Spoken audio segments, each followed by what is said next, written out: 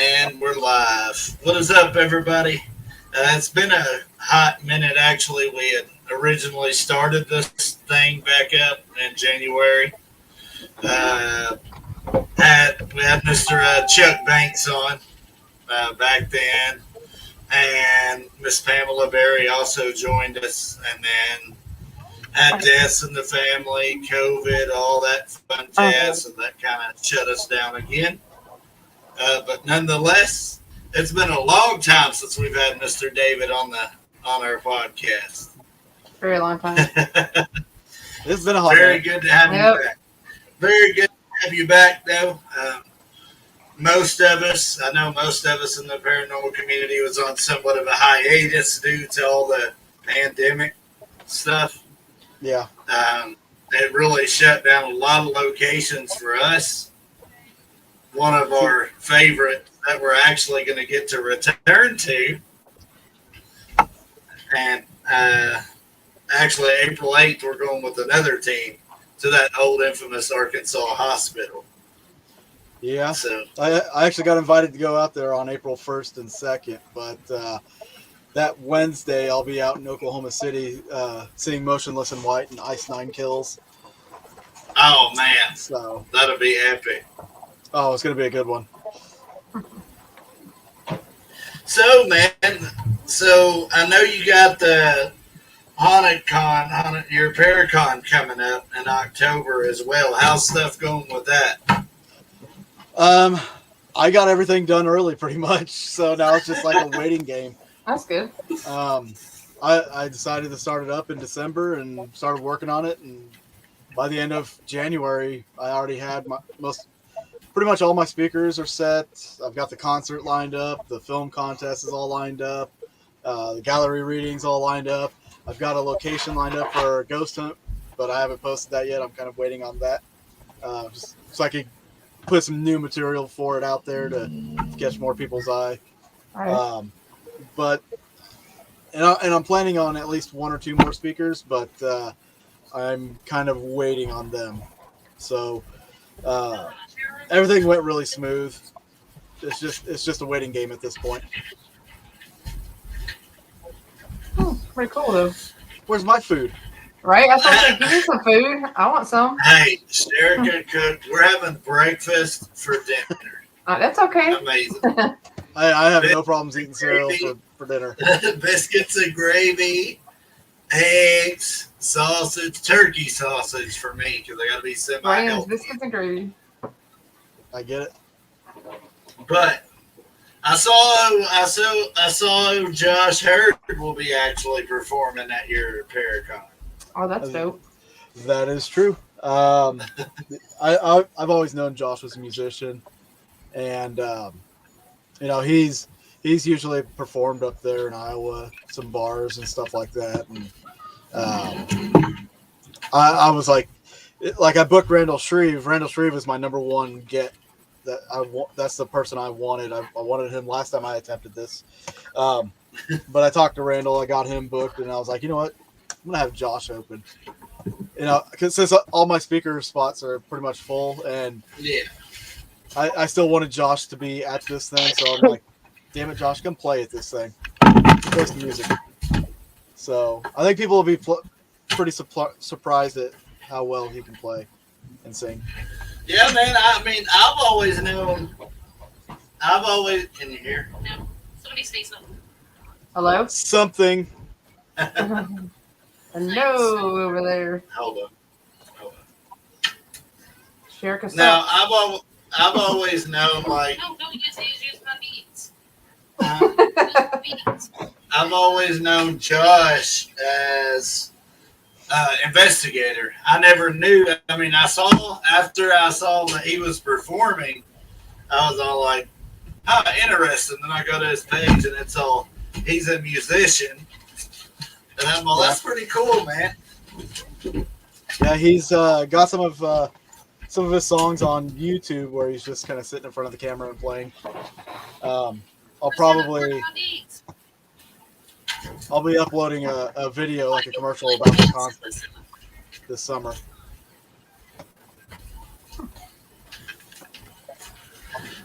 Now, how's your new season of filming going? Actually, there's a new Haunted History that just came out. I got the notification for it. I haven't got to watch it yet, but super excited.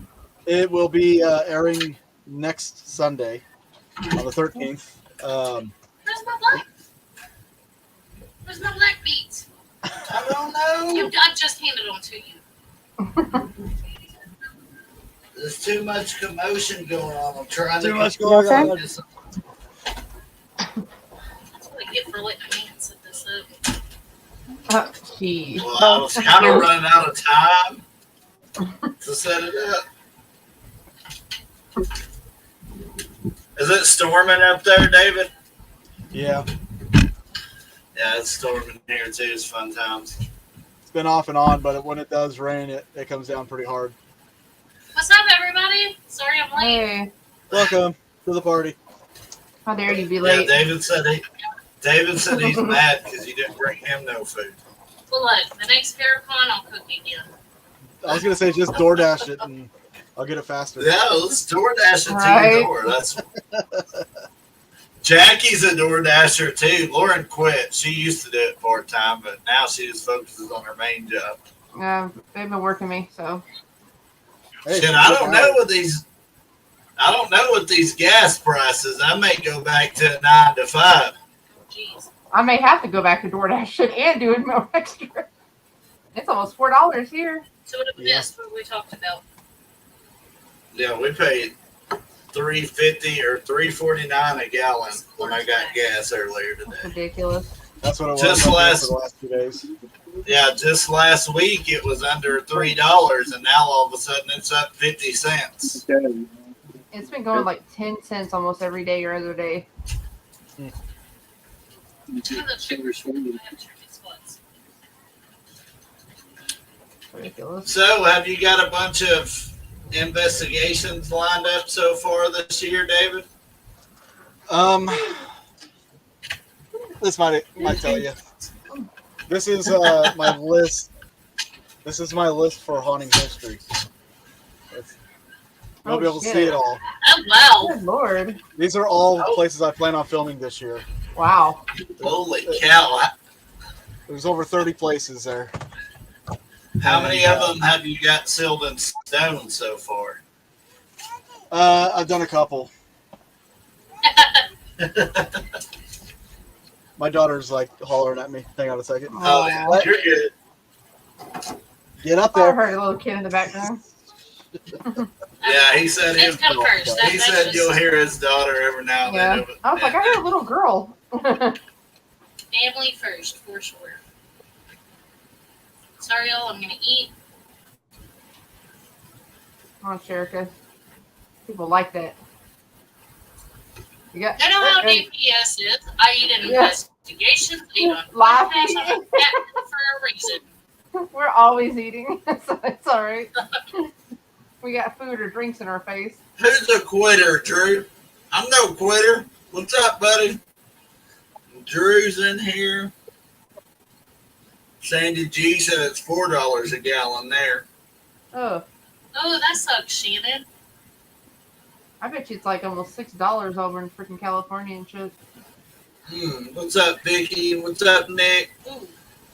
I'll have to look him up. I was trying to find some of his stuff, Nick. Clear DoorDash. Sandy said I they- was trying they to need find some of Josh's music, Sorry, but I Drew. couldn't find it. 670.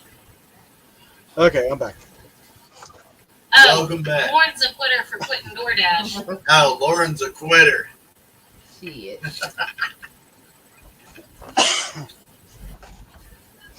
All right, so we briefly touched on that. Have we touched on the Paracon yet? A little bit. A little bit. I am super excited. I cannot wait. We're buying tickets. We'll be there. Yeah, this year, this Paracon is going to be pretty awesome, I hope.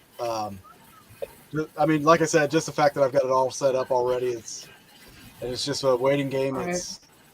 It's all anticipation from here on out. And I'm anticipating a pretty damn good turnout. You know a Although lot better the- than we did. Oh my god, it was horrible. Like we didn't know what we were doing. If you've got it all planned Our already, first year was hell. I'm not gonna lie. I if mean, you've we got did it all planned right. already, look, the We day did- before we were still planning and working shit out. I mean, we did pretty good. There was just some big ass bumps we did not want, but I mean, it did all right. But it was pretty rough. We were so stressed out, even Yeah. after the Paracon. Yeah, I've been to enough of them. I've seen like the ins and outs, and like this was more of a spur of the moment kind of thing. I was like, you know what, damn it, I'm gonna do this. I'm gonna try this again. Last one, I was gonna try one a couple years ago, then COVID hit, ruined that. So then I was like, screw it. Say, We were talking about We were in it the Wednesday. works of our second because year. you know, yeah, I'd actually asked you to speak at it again, and we were talking about it, and then COVID just came, and it was just out of nowhere. Just Yeah. So Drew, like we may after look into that. Sorry, after go ahead. COVID hit, and I said, screw it, I'm not gonna do it. Then towards the end of this last year, I was like getting the itch to do it again. I was like, all right, let's mark it off the bucket list. Let's just do one. right. And, Right. I'm only planning one. I'm planning on being one and done. But if it goes good, I mean, I may do another one. But I was gonna say for me, it was kind of addicting because even though the first one we had no idea what we was doing, we made a lot of mistakes. Like I'm excited to try to put together another one and just see if we can do it better than the first one, just because yeah, you know you know better now. No, we know what not to do. Yeah. feel pretty good. I've got a friend of mine helping me out. He's kind of in my corner, like 5 questions and stuff. He's the guy that was running the Kansas City Paracon, Jason Kupsik. He's kind of been an advisor, if you will. So I'm lucky to have him in my corner and a few other friends that are willing to help out. Right. That's pretty awesome. I'm sure it's going to be amazing. So yeah, and I'm super excited. sadly, one of the advisors that I had passed away recently as well. Yeah, you're good. I'm sorry. Go Oh, ahead. you're all right. You're okay. I understand. No, but sadly, among this COVID crap, one of the advisors that I had, and I think he was a mentor to many of us, Mr. Chris Sutton, passed away. Yeah, but he helped us a lot after our Paracon and gave us a lot of really good advice. And he was giving me a lot of pointers, a lot of advice. Mm-hmm. Such a nice guy. One of the things he said is, "I hope Dog Patch ain't involved in your next one." Dog Patch would have been a pretty cool location had things planned out like they were supposed to. That's where some of our glitches, because we were supposed to have on top of the hill there was a restaurant that we were supposed to have access to that had indoor bathrooms and all of that. And then the And hotel. about a week before, and a hotel there on Dog Patch, and about a week before, we found out from a different source that he had already sold all of that property and didn't have access to any of it anymore. That's when shit started falling. Everything else And started it just went downhill from there. So, And I mean, you seen how chaotic. hey, Robert. You seen how chaotic it was the day we were there. You had that dumbass that hit the building with the U-Haul. Oh, Yeah. While we were there crackhead. speaking. fucking messy. Yeah. That security guard was weird in general because we were investigating out there one night, and this dude just comes out of the door and walks up to the door. And we're all like, and Bud didn't even tell us that there was a security guard at this time. So I'm all like, "Who the fuck are you? What are you doing here?" Then he's like air humping the And he's air, air walking humping. We toward got it me. all on video. Like, We got He's it like all on walking video. toward me, asking me what my name is, air humping the air, and I'm like, bro, like you fixing to go flying across this building, you mess back up. He was saying some weird shit too. We got it all on video. So funny. I'll be posting that stuff. Oh my god, we should. We're gonna work on a bloopers because we could probably fill up a couple of episodes Oh of my nothing but gosh. bloopers. I was gonna say start clipping little clips and putting them on TikTok. Yeah, That's what we actually, did. We Robert was got speaking when he hit. That's what Robert said. Yeah, The things during we my go set. through when we investigate. Yep. What's been one of your craziest experiences when you were investigating? One of my craziest experiences? Like, not paranormal, but like just in general. I don't know. We've most of ours have been pretty controlled. I have had to run off kids at certain locations. You know, local kids. They think a place is haunted. They have to go test it out in the middle of the night. Right. But there's one night some kids were, like the hospital there in Boonville. We had kids coming up out there, and I was standing in the window watching them, and they're just kind of looking around, and I shined my flashlight on my face right there in the window, and they just like bolted. I can remember one time we were out there. We showed up, and Ken all had a group of them there, and I'm all like, well, what are these kids doing here? They're all like, he's all like, oh, they wanted to know if they could investigate with you and check it out. Like, yeah, I guess. They didn't stay very long. Let's put it that way. It's actually it's still operational, so it's kind of hard to say a lot about it. I mean, you know, you've been there, Yeah. so yeah. I don't know. Ours would either be when we had the gun pulled on us, or when we was investigating.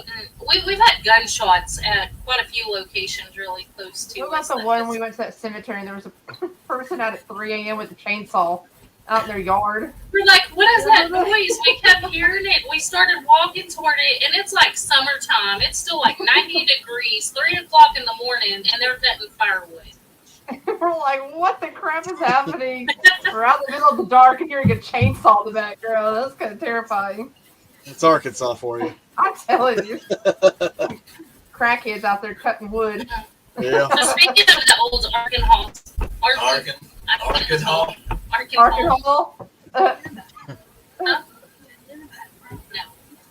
sorry, that's my daughter coming in. Yeah, there's our youngest. Well, no, she's the middle. Oh, yeah. Our besides our she's my adopted youngest child. biological. Then I have another one that I'm taking care of this year.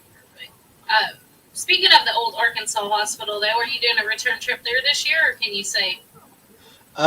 It wouldn't be one that I'd be filming. If I just Right. go there, it'll be just to go there, you know. Yeah.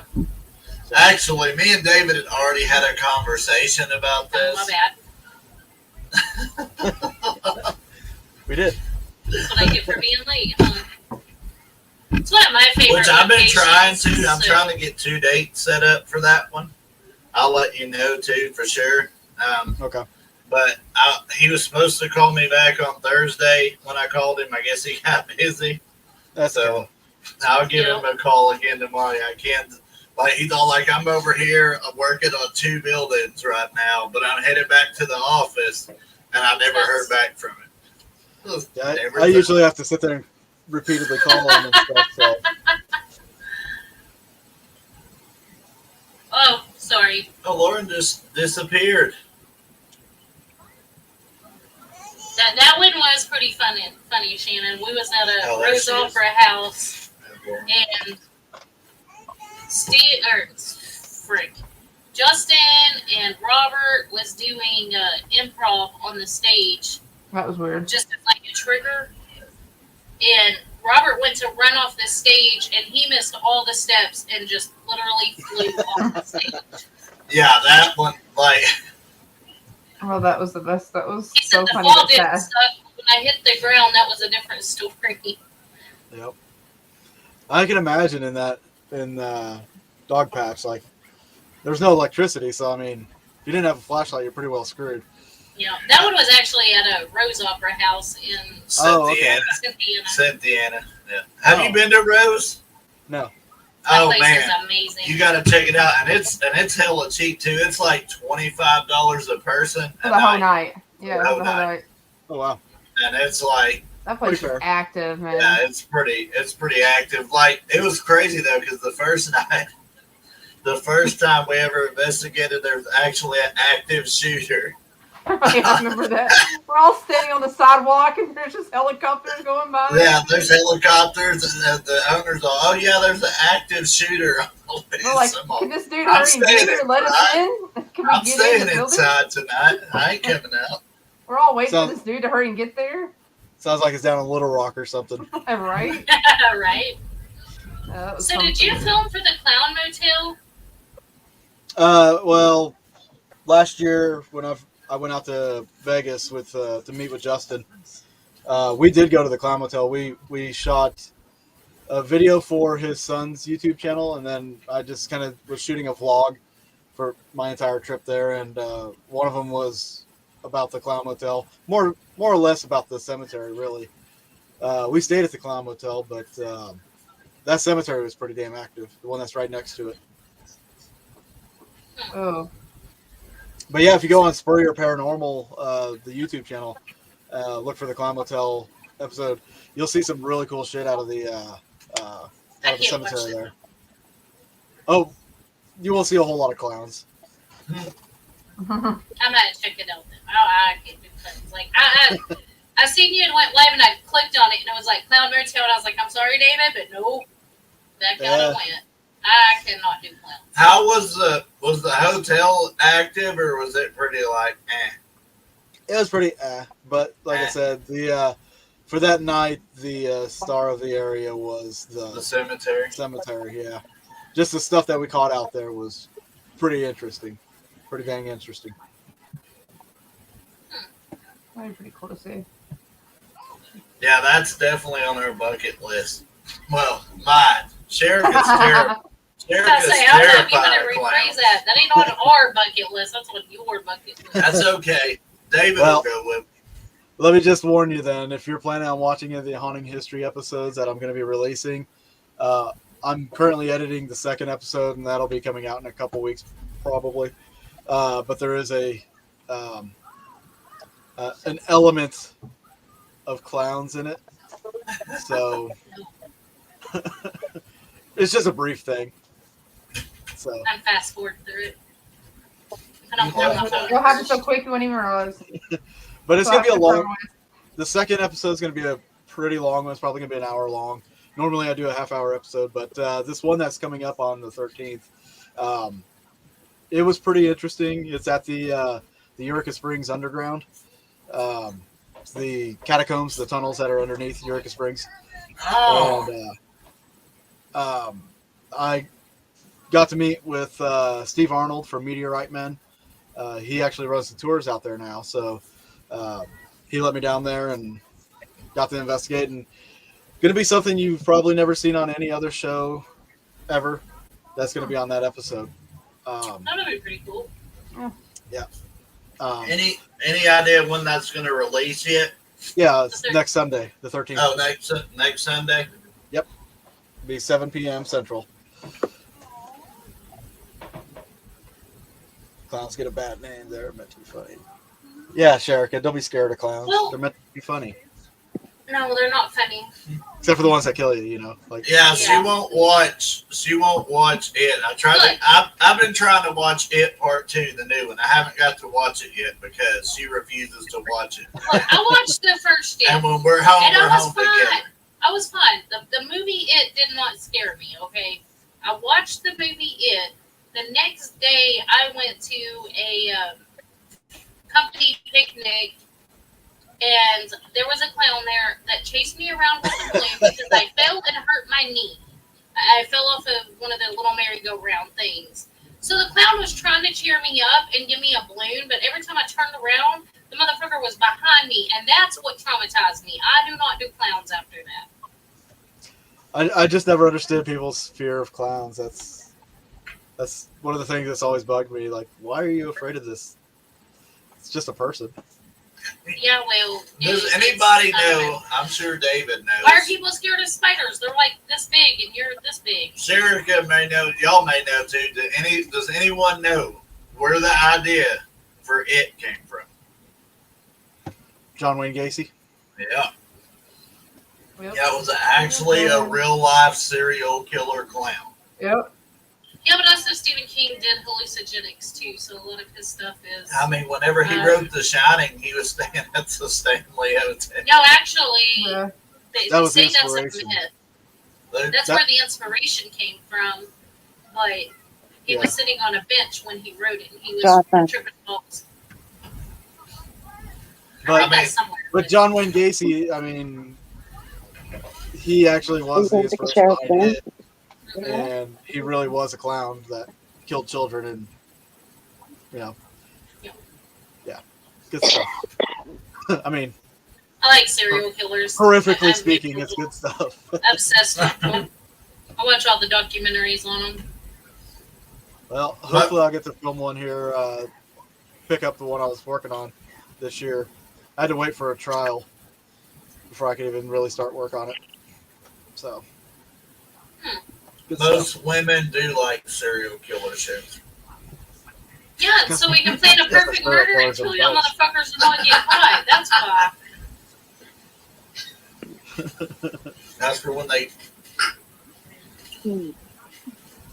I can tell you all the don'ts to do at a crime scene. I can tell you a couple. That's about it. I mean, I I make myself sound psychotic. I like some of the serial killer shows. I don't know if it's them or me, but real staticky. The Do we audio sound or staticky? Is it staticky on your side, Lauren? That's fine to me. You might try going out, coming back in, Jackie.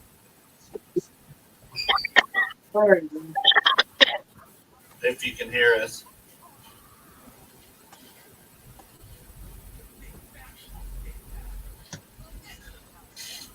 either she froze up or she's out. Might be Yeah, a signal. Yeah. The storm. Yeah, Yeah. we're the getting bad storm doesn't help. Yeah, it was thundering here a minute But ago. finally, after 10 years of having shitty internet, there's finally a new company in town. So starting Saturday, I should have better internet.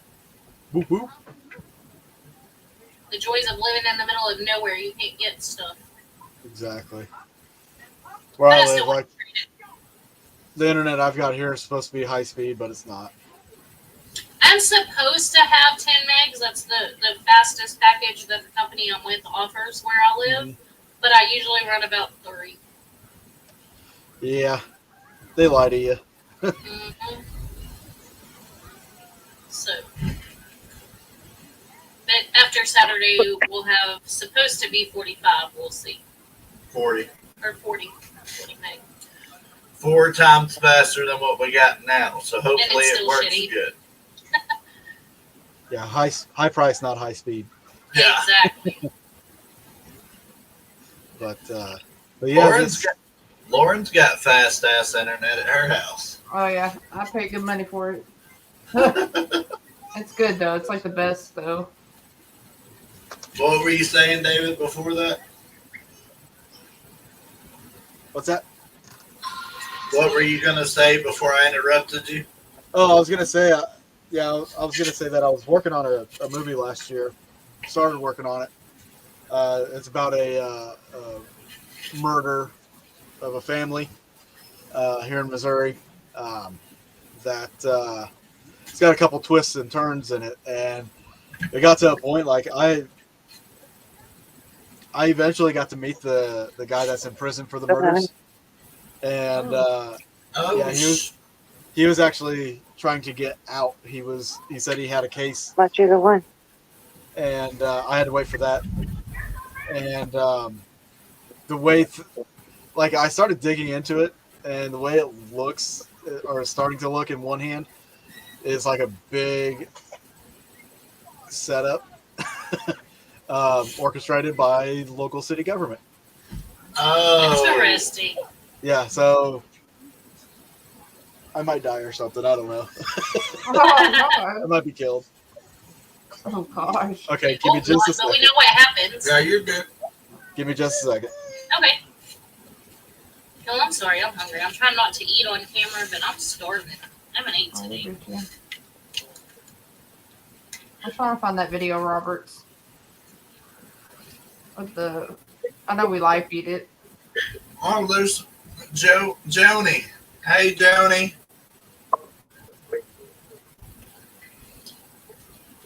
Ah! Sorry, y'all. I was watching my food, not the chat. Sorry, y'all. Sherika's slacking.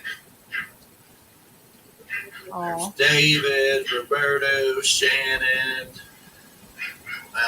Joni's in here. The baby Lisa case in KC. That kind of sounds familiar, but I'm not real sure.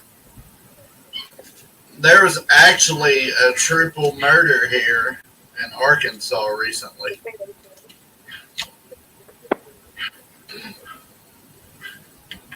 The parents and the daughter. I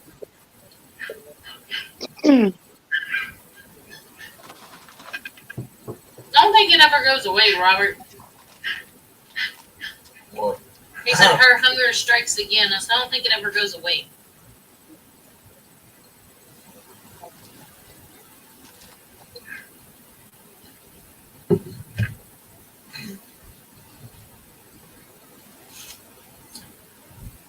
Shannon's asking if that triple murder was solved.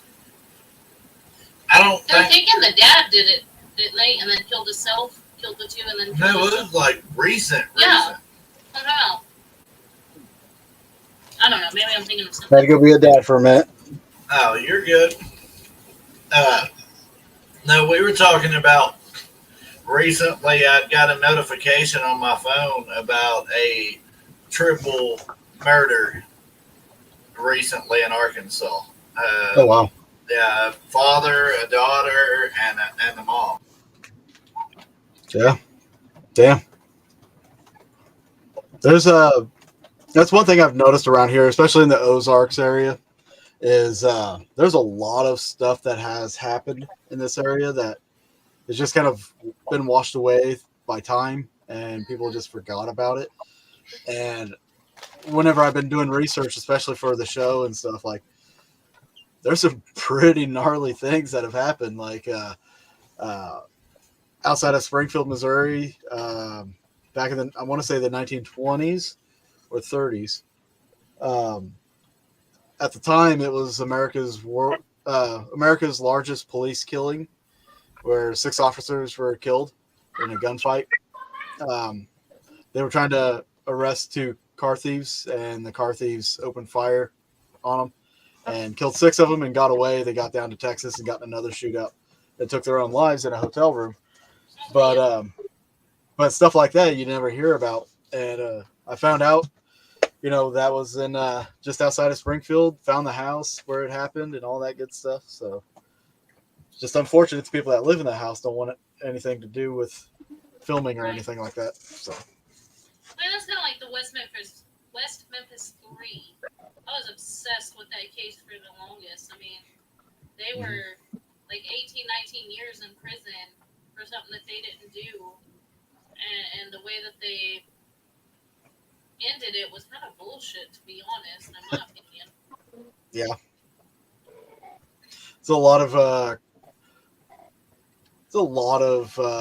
trying to think of the best way to put this. Like, there's a lot of screwed up shit when it comes to the judicial system, court system. Oh, yeah. I think not a lot of them. I think sometimes you do come across the ones that are based more off of feelings than they are actual facts. And that's just a shame. But it is what it is. Yeah, the judicial system also, they take advantage of you at times. They take advantage of a lot of people. Especially in parental custodies. Mm-hmm. But that's a whole other show. I feel you. I'm fixing to go back to court over that, too. Yeah. Now, I'm not having any issues with it. Thank God. I knocked up the right person, but but no, I see it. I see it all the time. People getting screwed over by the court systems and things like that. So it's a sad thing. I do follow the Father's Rights movement. It's a YouTube page. They're really huge, but they're actually fighting legislation to get certain laws changed, and they've been successful in several states so far. So it's a worthy cause there. In certain cases, I do feel like the fathers get screwed a lot more than the women, but in some cases, not all, but some cases they deserve it. AV Morgan's wanting a reading. I'll give her a reading. I have my magic 8-ball right here. There you go. Just tell me the question and I'll give you the answer. She said, "Can I get a channeled message from Ben, my love interest?" Says yes. Yes. The There answer you is go. The magic 8-ball says yes.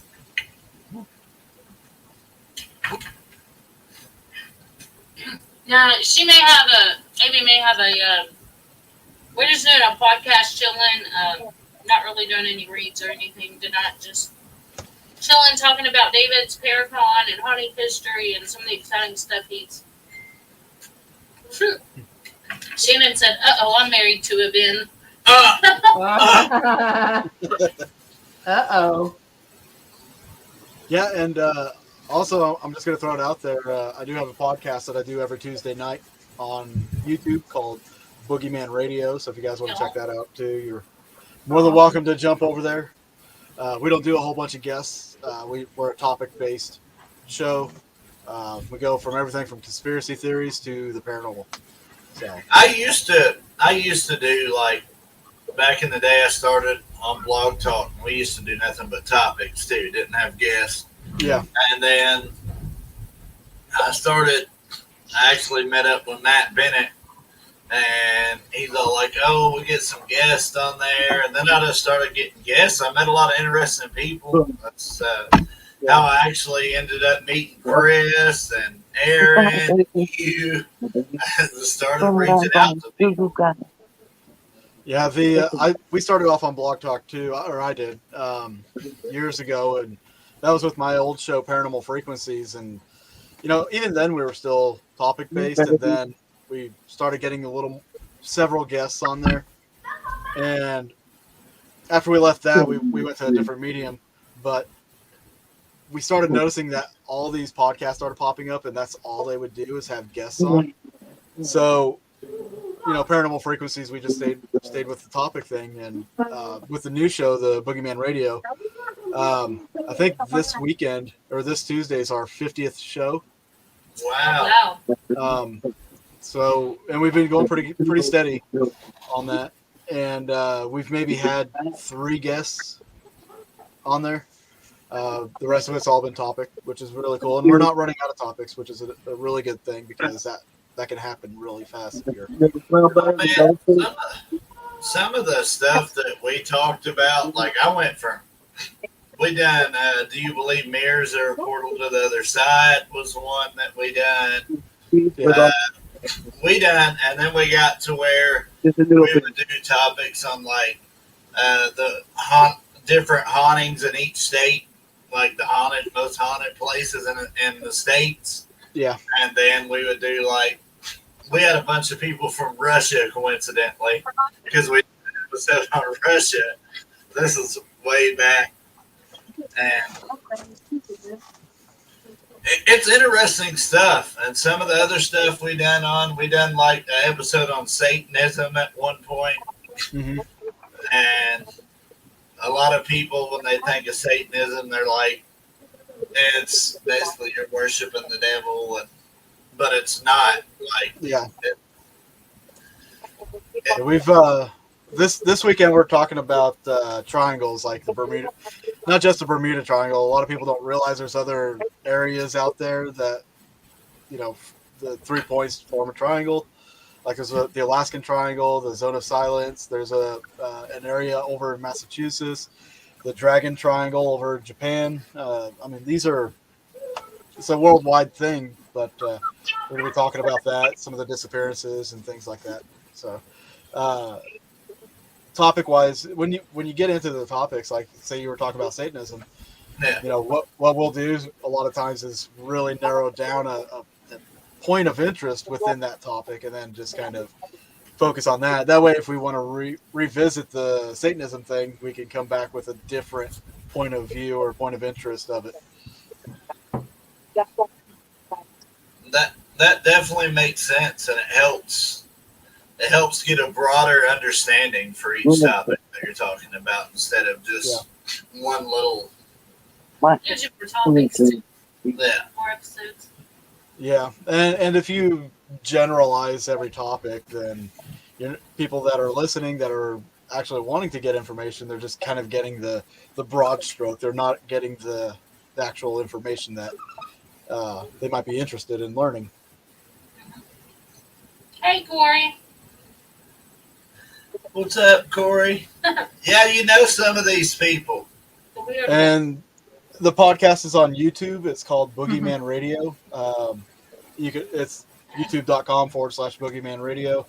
We're also, you can find us on Facebook, Twitter, and then just kind of go from there if you'd like.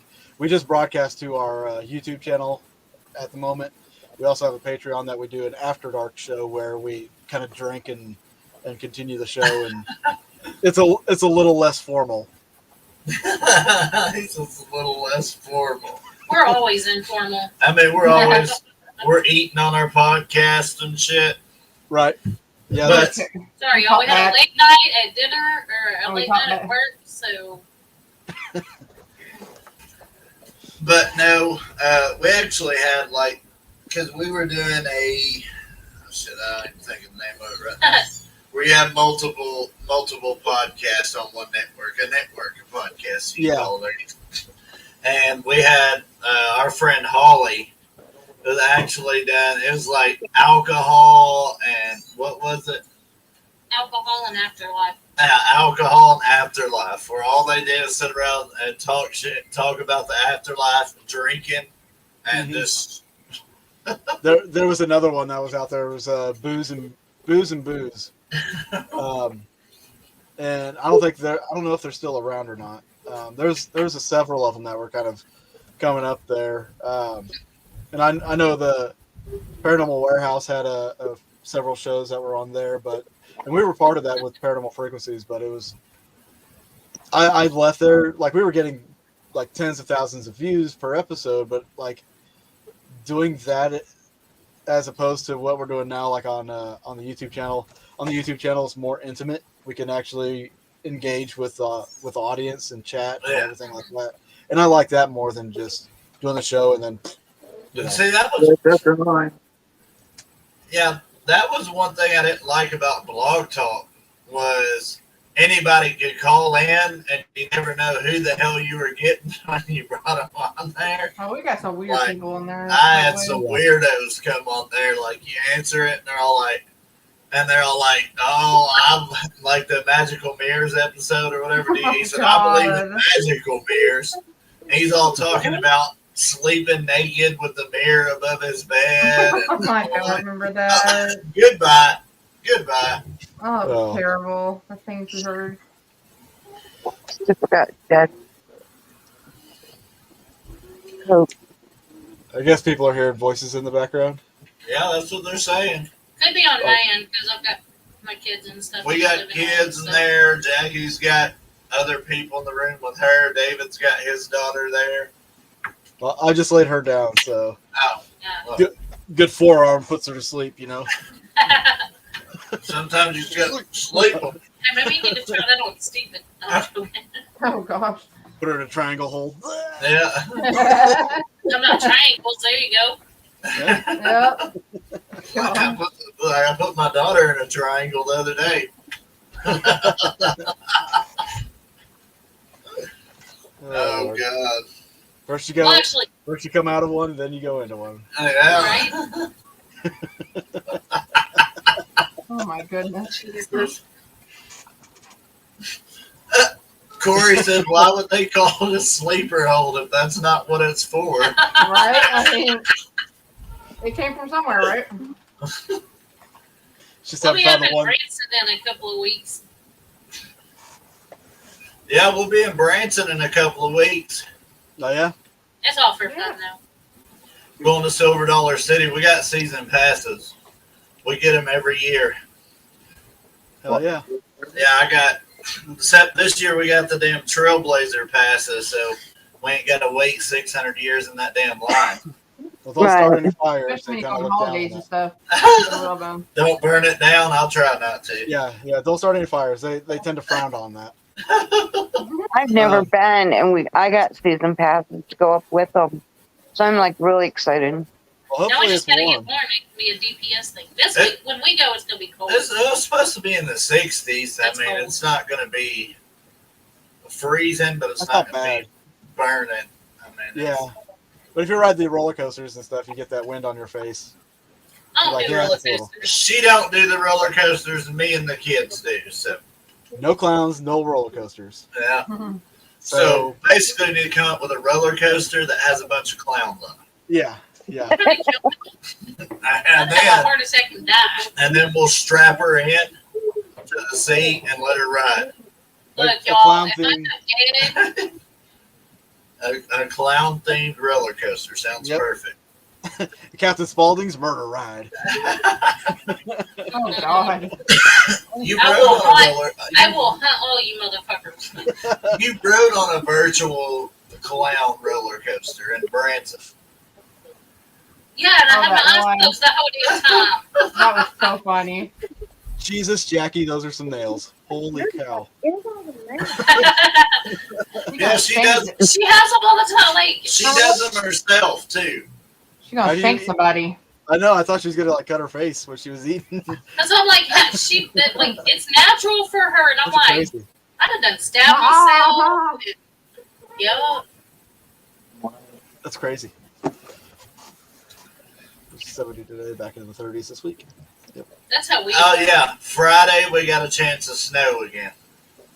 God. We had tornadoes today close to us. Yeah. Yeah, there was tornadoes here today, and Des Mhm. Moines actually got a tornado yesterday. Yeah, it was Winterset, or I think that's what it's called. That's, Donovan. that's the in Madison It's County. their That's where the shower. bridges in Madison County were filmed. Yeah. But they had a major tornado go through there, and last I heard, there's like 6 or 7 people that passed away in that. Oh, man. Yeah, I only recognize it because like when we shot Into the Light, Josh and I, one of the areas was St. Mary's, Iowa, and that was right up there by that place. So that's the only reason I know of that place. Yeah, there's one. It's called a movie called The Night of the Twisters. That one was pretty vicious. That was based on a true story too. There's 7 tornadoes hit Nebraska in one night. Yeah, Yeah, that was. I can't imagine. Didn't Missouri have something like that not long ago?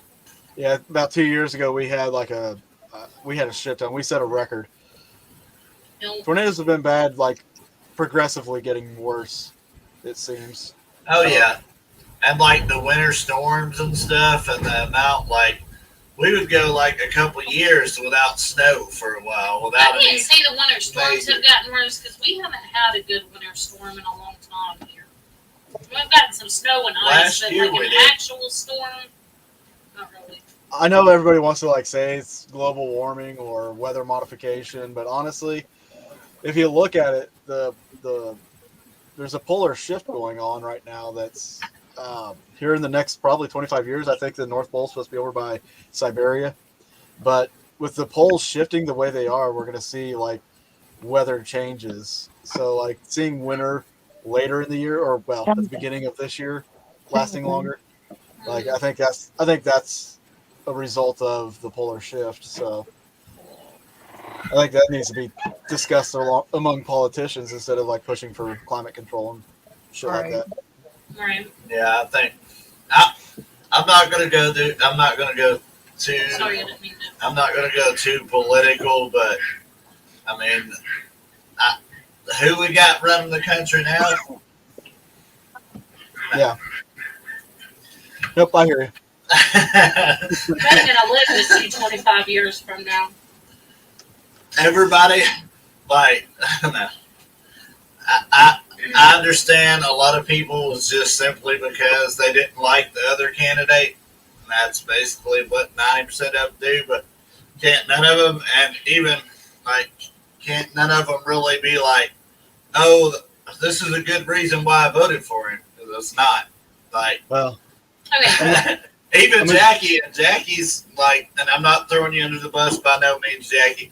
Jackie did vote because she didn't like the other incumbent or whatever, but now here we are. And even Jackie said, Even Jackie is not impressed with him at this point. No. Yeah, no. He's not even in charge. He's not even in charge. That's the problem.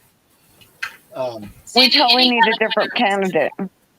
Yeah, well, and here's the problem with I know we're going to get into this political thing for a second, but the problem with politics is they only put who they want as president in front of you to vote for. Mm-hmm. Like, if we want somebody that they're not pushing, we have to go independent, and that's not going to happen. But I mean, even if like you have the president or whatever, the way it's set, not one person, it's not the president that actually runs it and does anything. It's all the people behind the scenes that has to pass all the bills and do this and tells him what. And so they just put a pretty face up there to get the votes and then do what they want to do regardless. Yeah, we actually had this conversation, and I had this conversation with somebody else. Basically, they just, like Sherry said, they just put them up there. They're just the face. They don't make none of the decisions. And what happens is you'll get a Democrat president and you'll get a Republican president. Well, the whole damn time the Democrat president's in office, he's trying to undo what the Republican did while he was in office. And then it's vice versa. They basically spend their entire 4 to 8 years undoing what the other person did. Yep.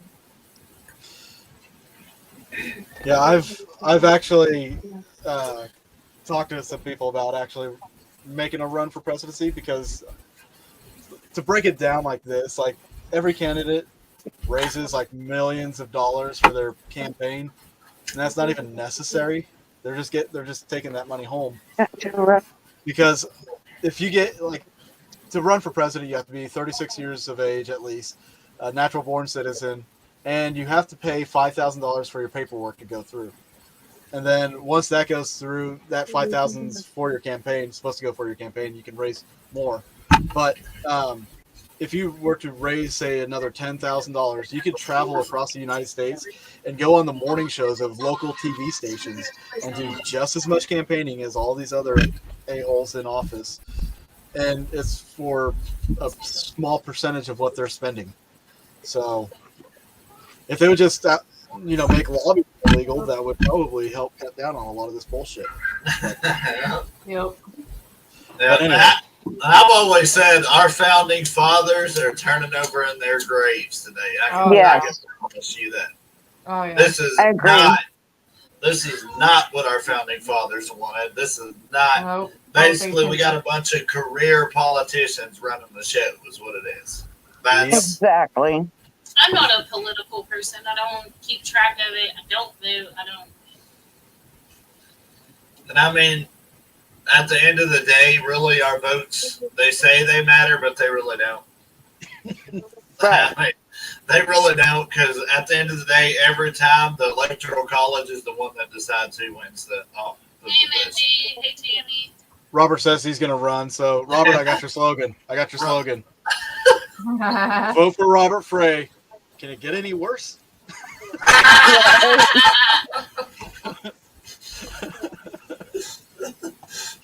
That's pretty much, that would probably win it, to be honest. I mean, it can't at this point. I mean, as sad as it is to say, we're sitting there joking about it, but as sad as it is to say, we're only going to go further in the hole at this point. Yep. Wait. Now, shit is like they won't let anybody with a brain run. So the one thing about the presidency or the whole candidacy thing is, like, if you watch the whole process when they have the debates, they will whittle them down. Like, they will start pulling people out of the limelight. Like, say like this last election, I was actually going to vote for let's say 2016. I was actually looking at Ted Cruz. But for some reason, like, him and a lot of the other candidates just kind of disappeared from being on these public debates. And that's all because of party nomination. That's not because of votes or anything like that. So if you run independent and do like a small national tour on local TV morning shows, that's free. that's free to do. You just pay for travel. You know, Yeah. and you're doing just as much as you do like these idiots on national TV doing. Yeah, and you got these, like I said, like there's been plenty of candidates like Buttigieg, or for this last time, for example. I would have voted for him, but all those people get the shaft. Yep. If you ain't a career politician, you get the shaft. That's how that rolls. There's the thing, though. You need to Right. change the president if you really want anything to change. Yep. It's not just the president. I think- you got to change all of the other. I think our Congress. our senators and our House of Representatives should have term limits just like the presidents. But anyways, There's a lot of things that need to happen, but so Yeah. back to the paranormal. But yeah, back to the paranormal. We'll go off the political circle. So Lauren's like, please, I don't like politics. me neither. Like, I don't vote. I don't pay. Like, I know I'm that bad citizen, but I don't I'm get getting it. all into it. Yeah. Yeah, I don't like Biden. One of the things that we can all agree on, everybody in this Heck country, yeah, Robert. That would be. we that would be need good. change. And this is Yes. not the change that we need. Yeah, we need a change. We But- need to get rid of all Congress. What do we know? We're just little peons. Right. But so when's your next big hunt, David? Oh shit, I don't even know. I'm working on scheduling a couple. I'm waiting to hear back from them so I can do some filming. So as soon as they get back with me and I can set up a date, I've got one of them said that they want me there, but we just haven't set up a date. Another one, I'm just waiting to hear back from. But the first one, the one that's coming out this Sunday, was of course the Eureka Springs Underground. The next one is also an Arkansas location, and then one of the two that I'm waiting to hear back from is also one of them's an Arkansas location. So we're gonna be hitting a few Arkansas ones. And, I'm gonna have to get with you on those locations. yeah, Like- it's all a matter of knowing how to do the right research and how to find them. Basically, what I do is I'll search for small towns, and then I'll start digging into their history, and I'll start digging into like some of the older buildings there, like look around the square, if they have like a historical society website, they usually list their most historic places on those websites, and just kind of go from there. And then it's just a matter of talking to people. Yeah, see, what I was doing for the longest time is, I'm sure you're probably familiar, there's a website called Abandoned Arkansas. Yeah. There's also one Abandoned Oklahoma. Well, I would go on there and I would look and get locations, and I would start calling them. I would start with like, some of them, I've had to talk to mayors, I've had to talk to police chiefs, because you get those locations and the city owns them. So then you got to call the mayor. You got to talk to the mayor, sometimes judges. There was a location that we recently lost because they turned it into a museum, and he pretty much said they couldn't let nobody in there now because it was a museum. Shannon, I've actually talked to Daniel about that. We're just really just got to set up a date to do it. Us as well. On the Headstep House. I've talked to somebody who was actually willing to pay for me to go to the Lizzie Borden house and rent the whole place out for 3 days. I told him the money would be best spent elsewhere, but we're working on some stuff. Like I said, I've got a list of like 30 freaking places that I'm filming. Didn't they sell Lizzie Borden? Wait. Yes, they sold Yeah, Lizzie Borden house and turned it into axe throwing. No, I don't think they actually did that. They did sell it, but I think they've still got the website up as a bed and breakfast yet. Yeah, they haven't actually changed it. who were yet. There was talk of that, but Yeah, they were talking about making an axe throwing place and like they were gonna renovate the inside of it and everything. I was like, oh God, no. Can you imagine an axe throwing an place, axe the Lizzie throwing Borden place house. where she That's chopped kinda fucked up. everybody up That's really with fucked an up. axe? I mean, if it's in the backyard, that's one thing. Yeah, but But like, like, Talk if they about did- some trigger objects. You'd be in there throwing axes, and axes would go start flying, and ain't nobody that you can see throwing them. my issue is that they were planning on renovating the place, like tearing out the walls and rebuilding, and it's like all that's historical stuff in there. Yeah, Like, that's- walls are Well, like, the history. I hate it when people do that. and that to me, that's so disrespectful. We're gonna update it. No, you're gonna ruin history, is what you're doing. Yeah, Nope. you, That's kind of like, have you been to someplace in time? No. Where's that at? Palmyra, Missouri. Yeah, in Palmyra. I'm gonna have to get you That up place there is with us, really, David. I really think cool. you'll enjoy And that she is place. actually, she bought it. She has a little section of it that she lives in. And the rest of it, like, she's in the middle of, like, fixing it back up the way it was. I mean, she was changing, like, a few little things, turning it into a bed and breakfast.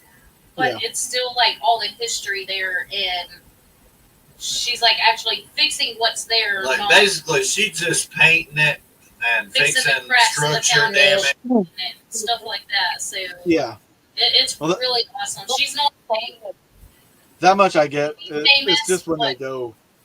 It's just when they go and update everything. It's like, stop doing that. Yeah, and Yeah.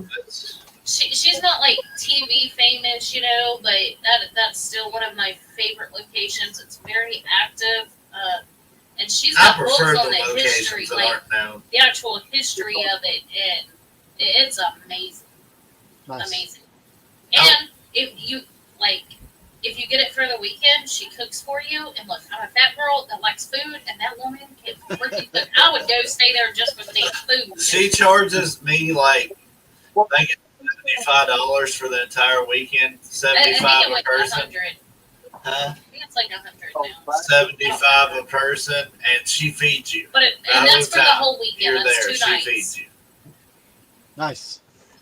I've only had like 2 places do that. Oh, and her cooking Oh, is bro, amazing. she's amazing.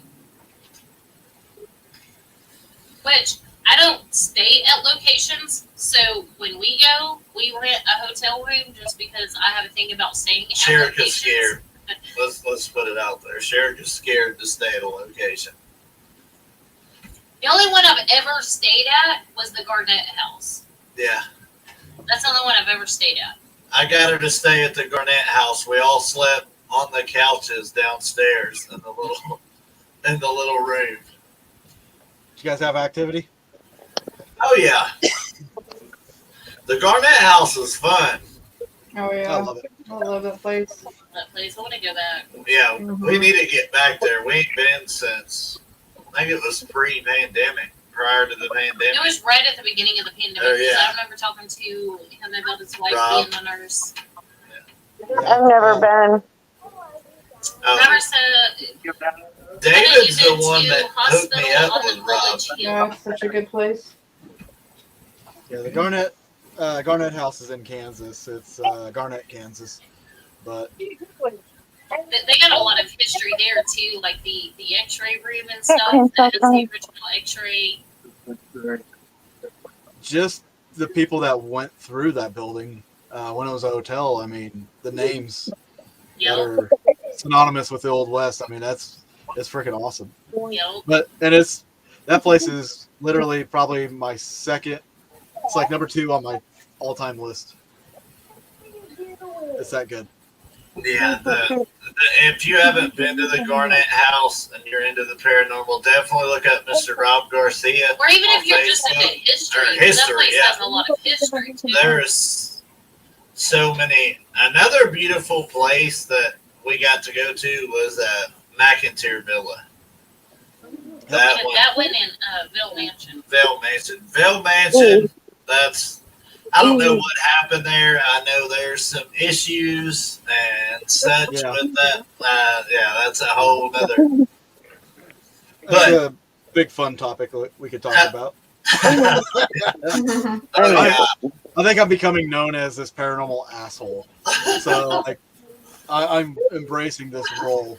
People expect me to like.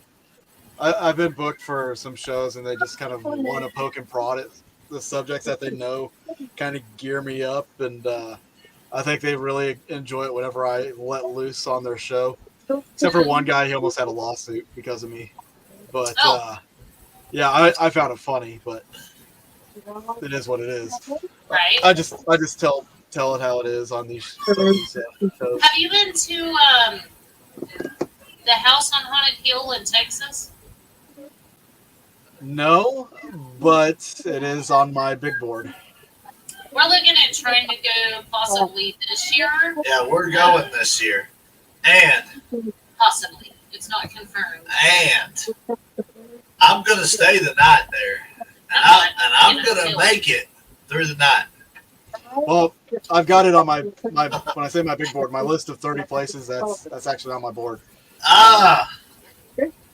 So it'll be my first time going there. So that'll be Ours too. I saw that newscast where the woman got pulled out of the bed, and I'm like, you know what? I want to go there now. I want to see if I can That's get what pulled made out me. of My there. friend showed me that clip, and I'm like, look, I mean, that could have been staged. I don't know. Could have been. But 'Cause you don't just see what's on her the other side of that guy. reaction, like, just her reaction was like, okay, she's either a really good actress and she needs to be in Hollywood, or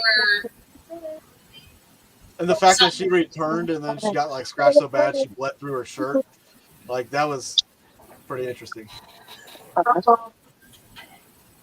Yeah, you're wondering now, Robert. I mean, right, Corey? That's how I am. you can just come down here and find out, Robert. I like Corey. He said Ghost has got to be pretty strong to pull my fat ass out the bed. Oh my God. We'll all the guys will just go stay the night. I'm sitting in a hotel. I ain't staying there. I ain't brave enough for that, but I do want to go and investigate. I'll say this: on my board, the majority of the places that are on there are all new locations to me. I've never filmed there. I've never investigated there, except for maybe a handful of them. I've actually been to, but like the majority of it, all new places. So whether I get into them or not, that's one thing. But if I get into at least half of them, I'm happy. You know. You know? Yeah, like That's where we're at too this year, is trying to branch out, and there's a couple of them that I really enjoy that we'll be returning to this year, but we're trying to branch out and trying to just find new places. yeah, that's my main goal, is to find as many new locations that I haven't done. And preferably, I prefer the ones that haven't been on TV. Mm-hmm. I prefer the ones that don't have all this dumbass publicity around. Which actually, there's one of them here local that there's we've got the green light on. We had it set up. We were fixing to go in and do, and then fucking COVID. COVID. And then we've had a snowball.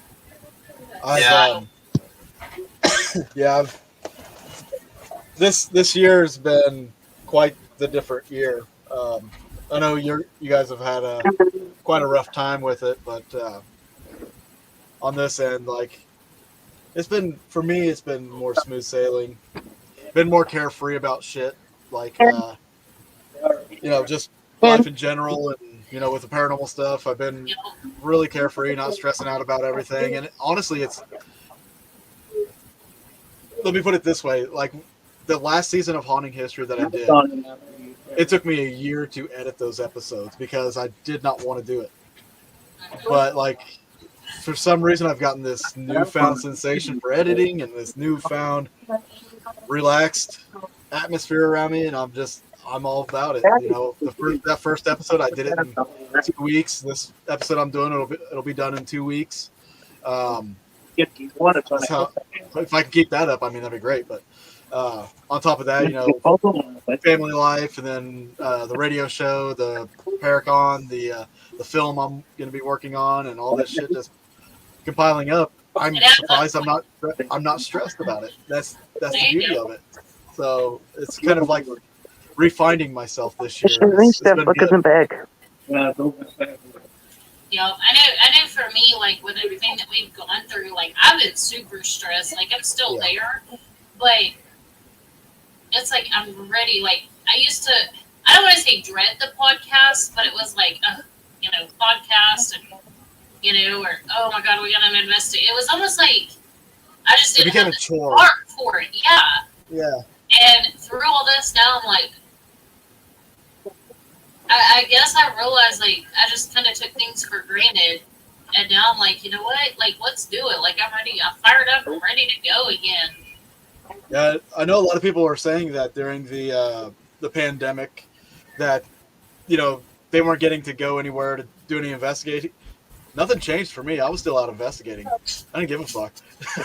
I was out there all the time. Like, whether or not I made it public or not, I was out there investigating. At least. I don't think mine was really like COVID or anything, because I DoorDash. I was out and about and around people all the time. I kind of lost my spark, and it was just kind of like I was just going through the motions. Right. Like I wasn't really even enjoying life or anything. I was just going through the motions, and now it's like it's sad that it took what it did to get me to actually enjoy life again. Like, yeah. I'm not 100% there, but I'm ready to get there. You're getting there. Yeah, and a lot of the locations, especially in Arkansas and shit, they wouldn't let people in because of the COVID. Yeah. Like there's a lot of places that people were saying they couldn't get into, but secretly I'm just kind of chuckling because I got in them. Right. I'm like, it wasn't that hard. I just asked them. They're like, yeah, okay, come on in. Yeah. See you later, Robert. Take care, man. Later, Robert. But yeah, it's like one of my favorite local places, is the old Arkansas hospital, and couldn't get in there. But like I said, there's a few locations now that there was that pre-pandemic, whatever, wasn't allowing investigations, but because of the financial loss that they took, they're okay. Yeah, let's check this out. We can make money on that. Let's let them in. So a lot of cool places that we wanted to do for years that we couldn't. We're actually able to get into now. So on one hand, it's kind of helped, I think. Yeah, and one of the beauty things of this pandemic was the fact that a lot of these, Corey, that's the place you went with us. A lot of these live streamers and thrill seekers and stuff like that, they've kind of disappeared for a long time there. Like, still there, before pandemic happened, everybody was live streaming. Everybody had a show. Everybody was doing stuff on Facebook, Facebook Live and shit. The pandemic hits and everything starts disappearing, and now it's like still nobody's live streaming their stuff on Facebook, which, I'm kind of glad. I got tired of seeing all of it. But the streaming thing is now taken off in a different way, and it's kind of aggravating because like some of the shows I've seen that are out there on these streaming services are ridiculous. There's one, and I'm sure it's more satire than it is anything, but on Paraflix, there's a show, I can't remember the name. The whole trailer for this paranormal show is these guys driving their big trucks, shooting guns and shit like that. It's like, what does that have to do with anything?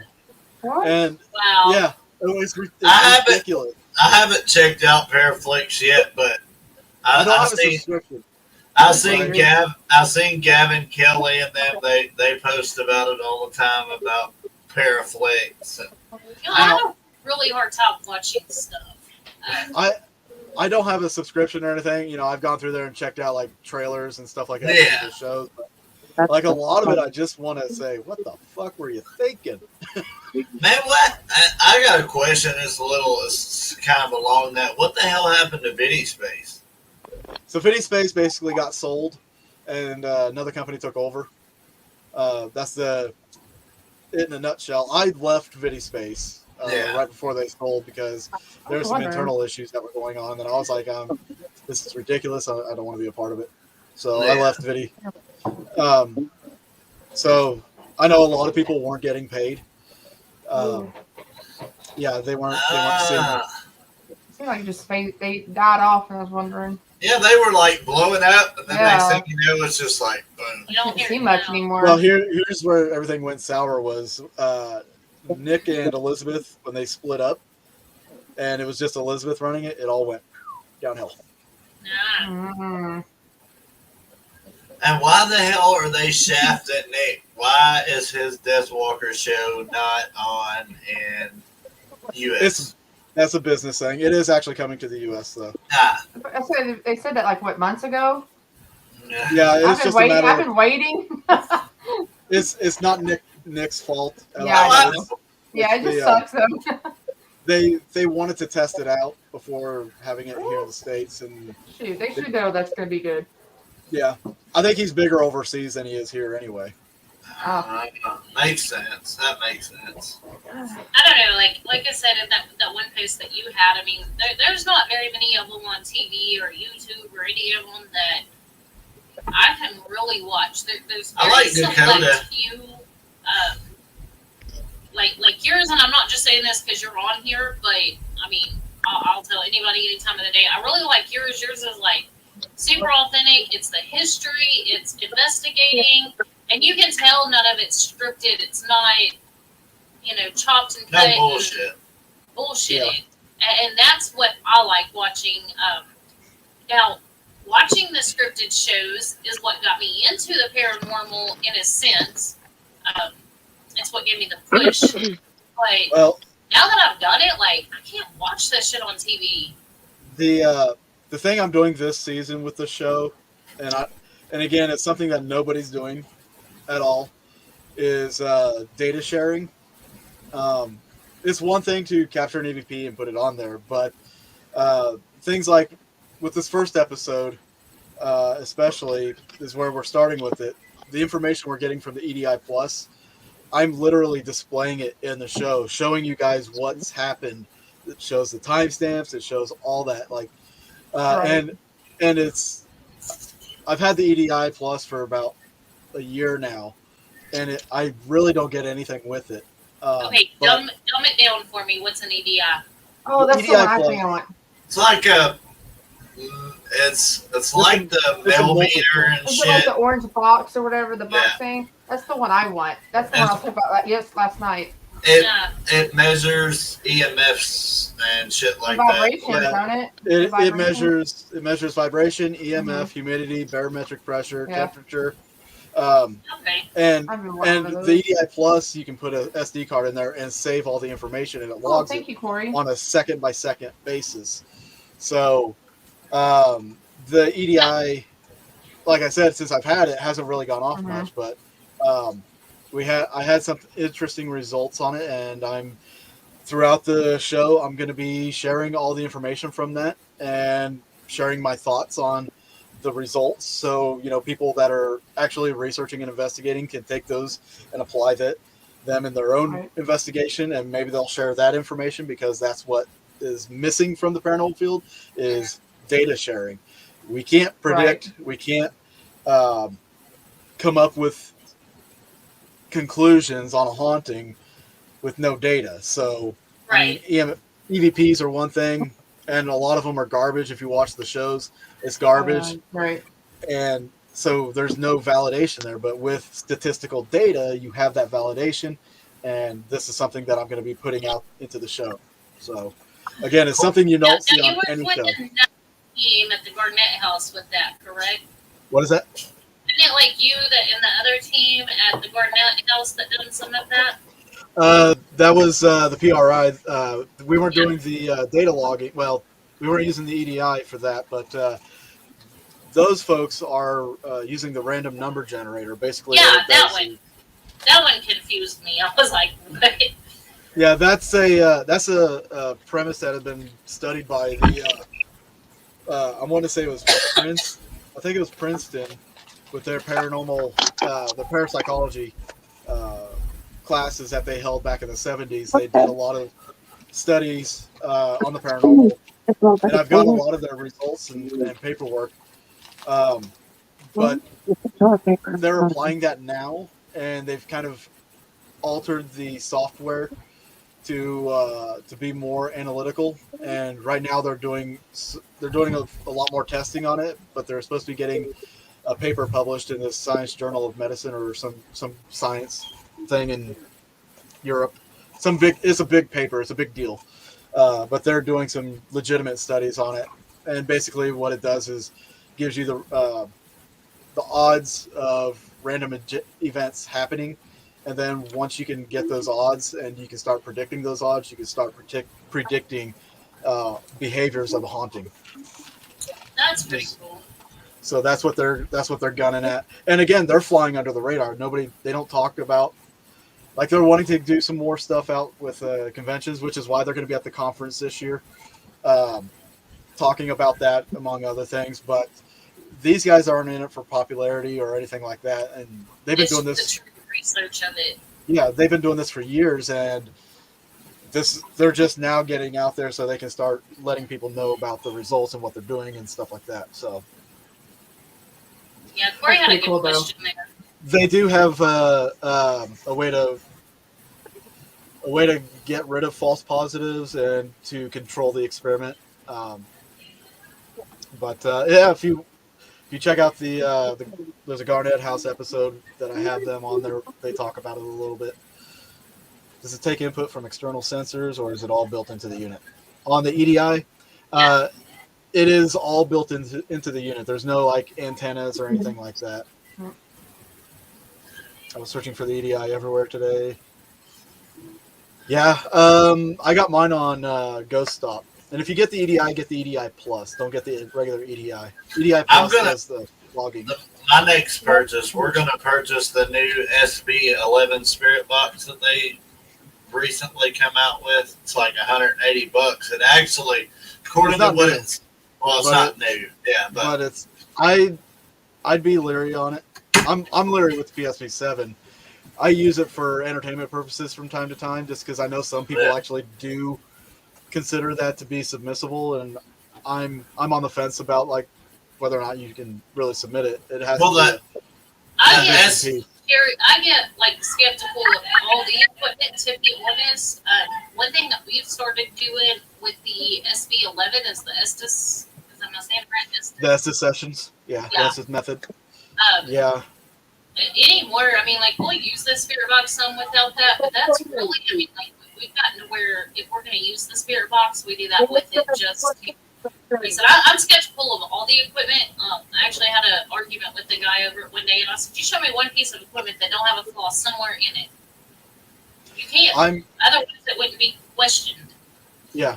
Now, and this is the thing about the paranormal field: whether you're capturing evidence in the way of photos, videos, audio, what have you, it's all subjective. It's all basically. It's personal experience backed up with this, and I tell people this about photos, especially. I don't like to look at people's photos.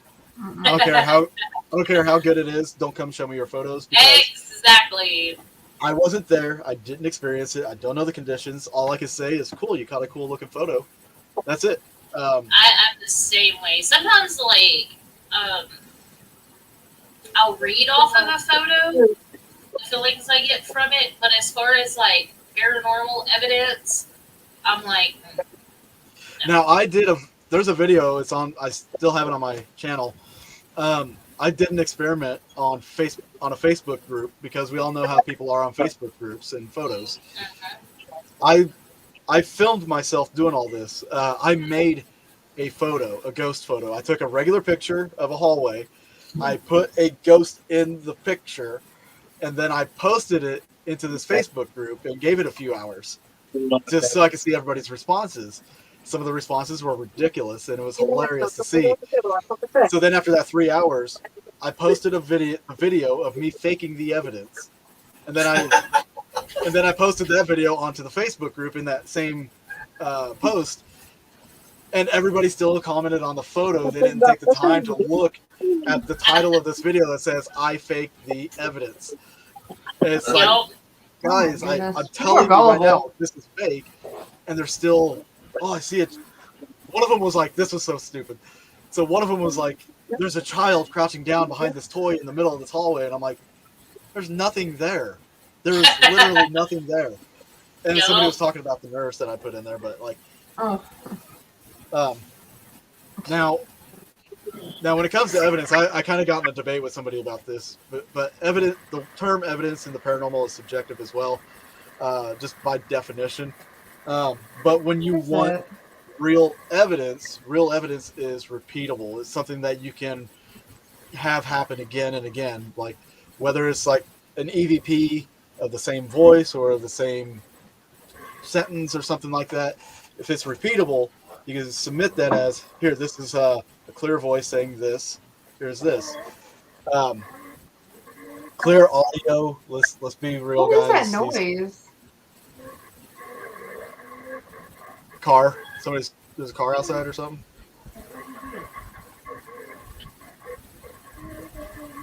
I don't know. Somebody I'm watching out the TV? boonies. I'm out the boonies. Somebody got their TV on. I guess that was weird. Jackie, is that it? Your kin? Jackie, y'all got the TV on in your room? Yeah. It sounded staticky. It was weird sound. I was like, what is that?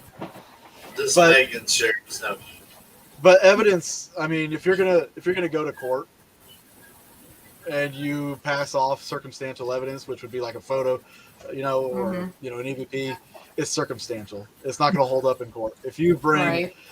a shitload of evidence from a place, like boatloads of it, that would be submissible in court, and that's what people will buy into more than just here's this or here's all of this. I Right. want to bring people all of this, or I want people to help bring out all of this. So when people say, "Yeah, we caught some evidence," but it's like really garbage crap, like I turn it.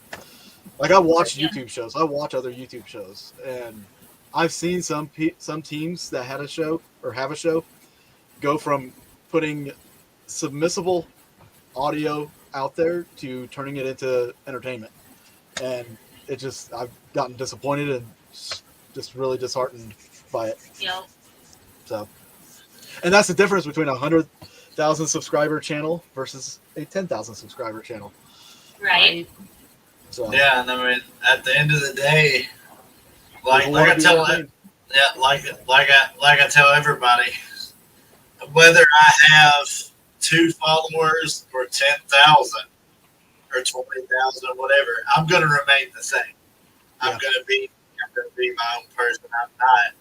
I'm not going to be bought out by no television shows. I ain't going to be like if it's being put out, it's because I put it out, not because somebody told me, hey, you got to put this out as evidence. Or somebody else has got their hands Yeah, on it. and or edited it, somebody and else chose has to got do it. they wanted it.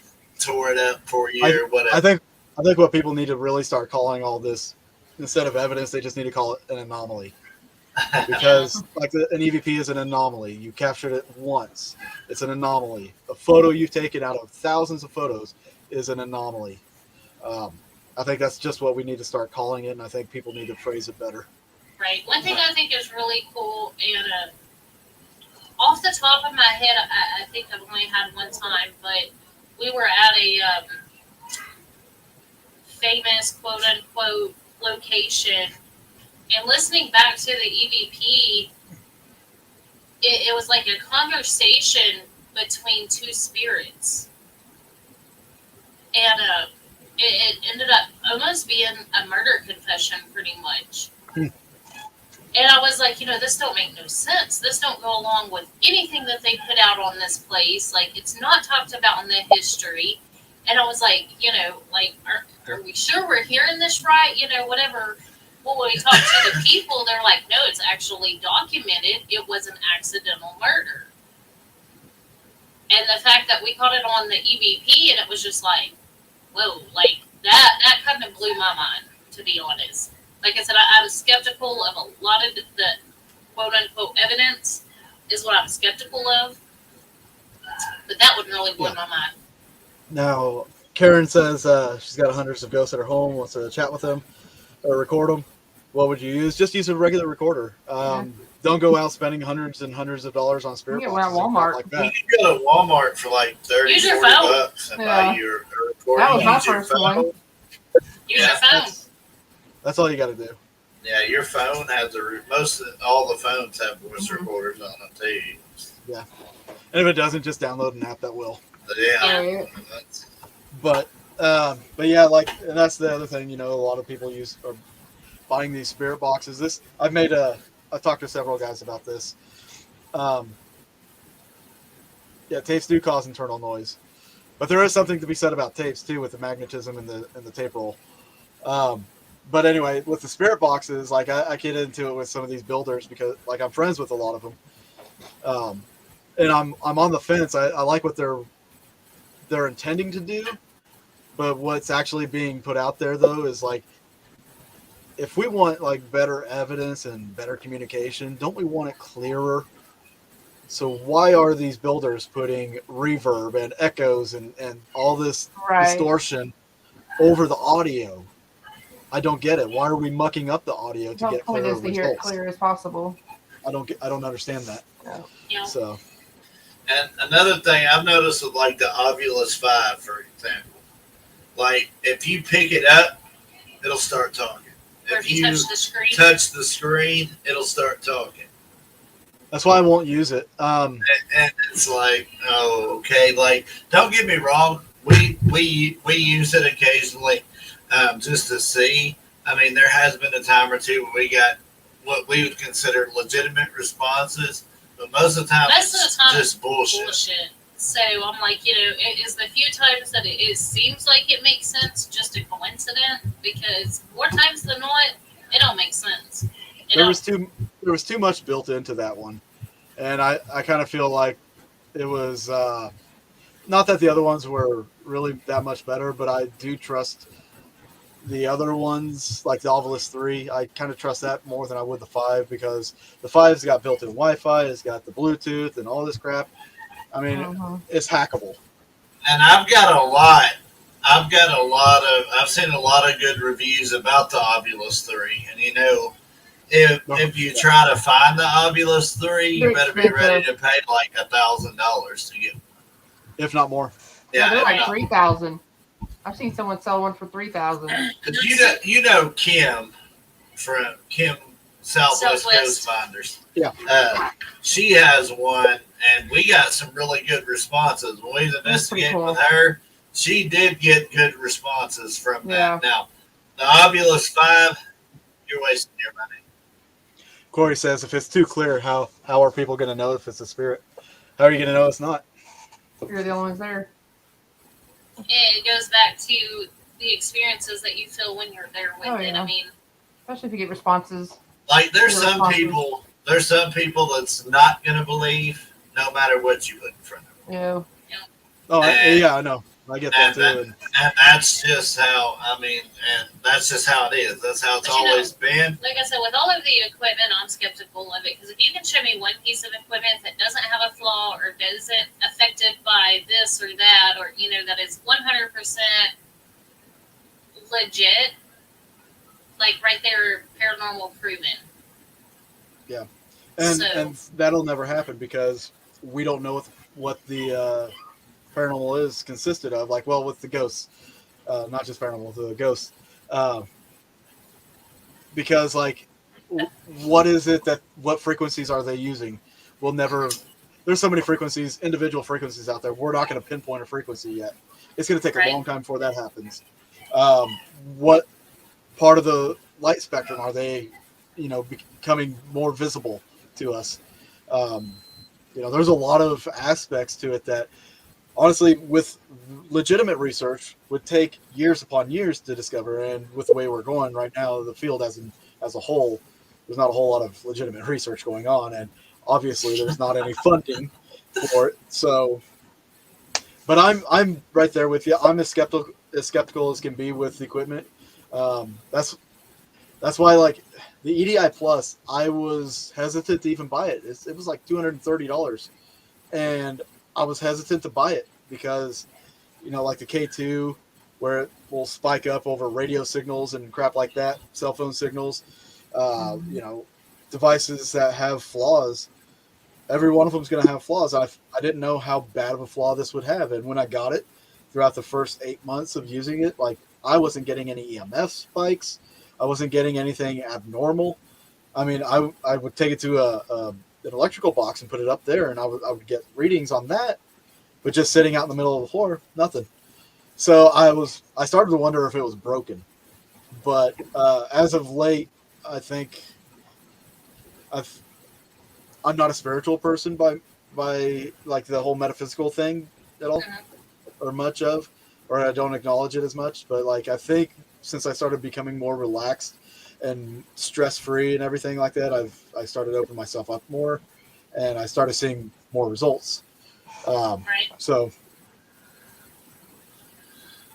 Yeah, and that's a part of it too. A lot of people don't realize is that I believe this is there again, theory like most of our stuff is. Like I believe that you can personally block out experiences without consciously doing so, without thinking about doing it.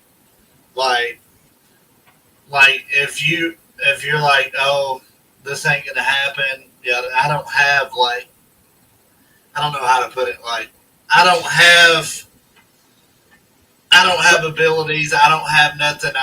Nothing's going to happen. That kind of attitude. I mean, if you go in there and you're like, think about it. Would you want to talk to somebody that was like, basically, don't talk to me? Not in that sense. Like, I mean, it's like one of those things. Well, see, with Garnett, this is where it really started becoming a little more prevalent and more obvious to me that I don't say I have abilities. Other people, psychics, will tell me I have abilities.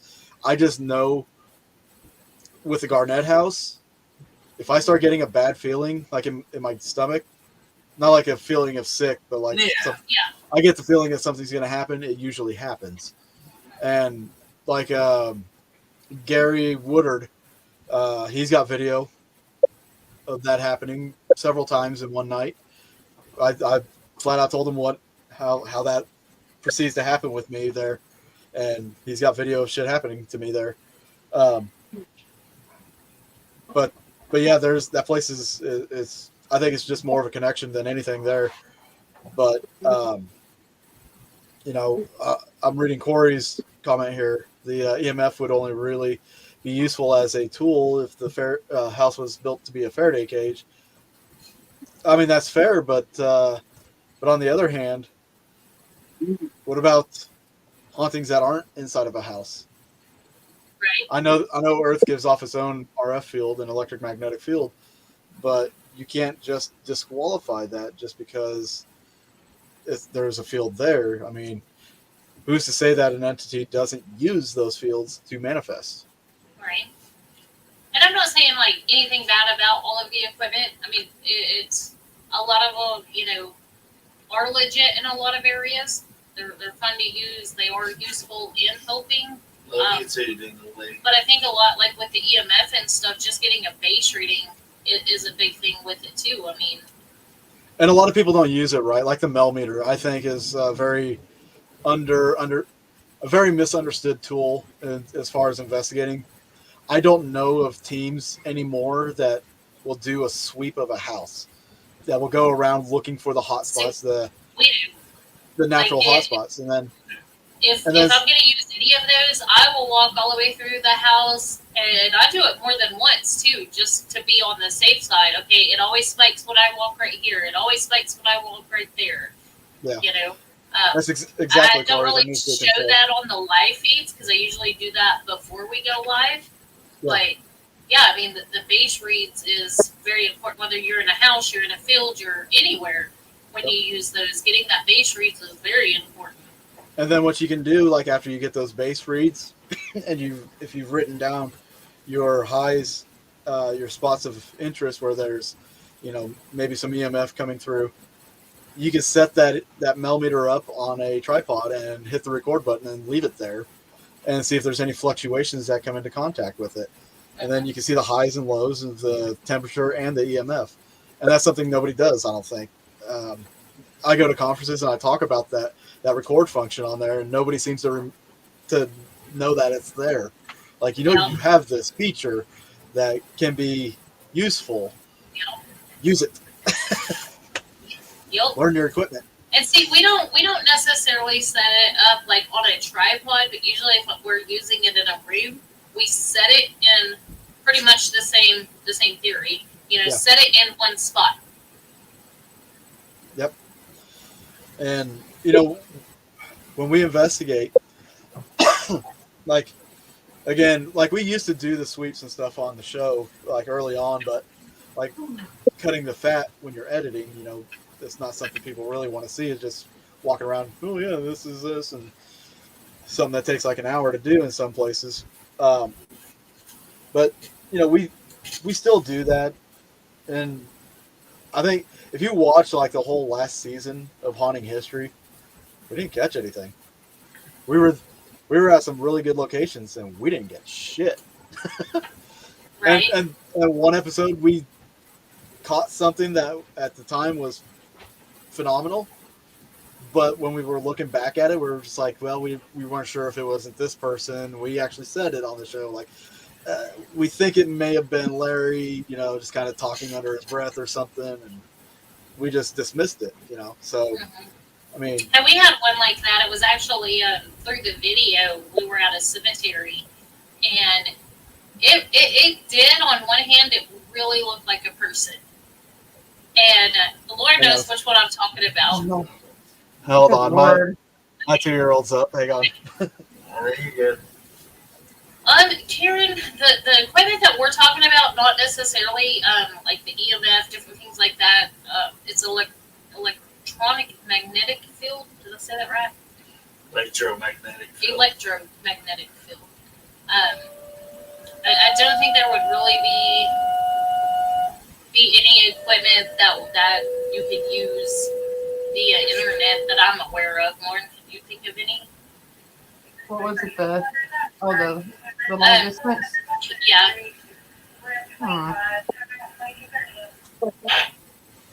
Oh no. I think that's the one I think of. But at a frequency equivalent to an E flat.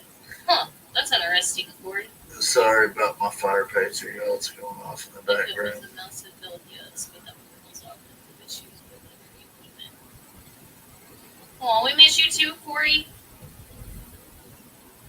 Yeah, if we head up that way, I know you guys moved. If we head up that way, we'll definitely Where did I move to? around Oklahoma City. There's a location actually out there by you that we can come through together. Which one? Let's go through a train depot. Oh, yeah. That one's actually really cool. Oh yeah, I love that place. The Stout Line. Sherika's dealing with a creepy lady. No! Sherika's dealing with He's the like creepy, 5 minutes the from the Capitol creepy building. lady. Look, if we get a stone line, somebody else is dealing with that lady. I would not show up until after she leaves or goes to her room or whatever she does. But no, Who is that lady it? scares me. The lady at the owner Stone of the Line. Stone Line. Oh. I actually, I had another guy in Guthrie that owns one of the hotels downtown that told me, I asked him what he would charge me to investigate there, and he said, I just asked that you help me keep the lights on. So just make a good donation. Yeah. And he would let me investigate. He would let us investigate an old hotel there in Guthrie as well.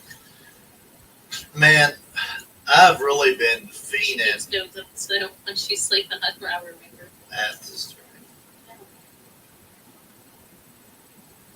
I've really been fiending for a hunt. Yeah, she is. We had a hunt outside of Ladora's house, which we need to work on her evidence and get back with her. And actually, Ladora referred another gentleman to us that I need to look at this video that he's wanting to send me. We've actually done Hey, it. one more second. I'm going to turn off my camera for a second. Oh, you're good.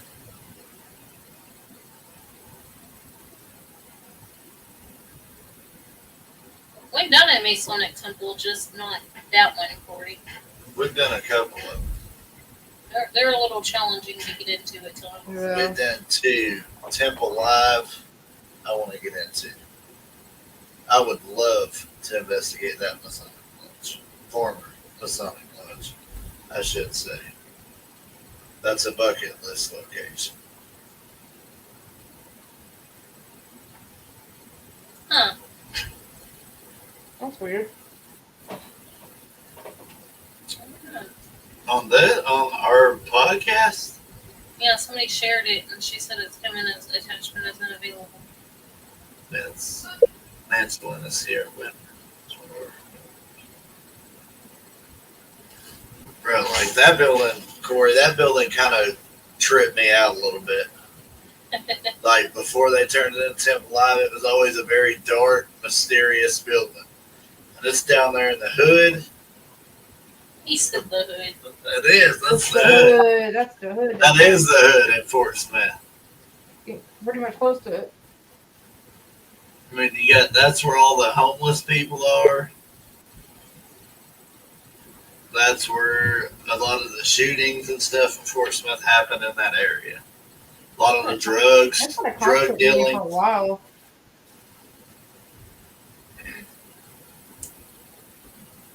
Yeah, it's a concert venue now, Corey. It's been like that for a hot minute. Yeah, they I agree with Corey. right, Anymore. and it's yeah. gotten worse. It's gotten worse since y'all left, Corey. Fort They haven't gone Smith is too long. from the ghetto, The homie. meth takes over. The meth heads are taking over Fort Smith.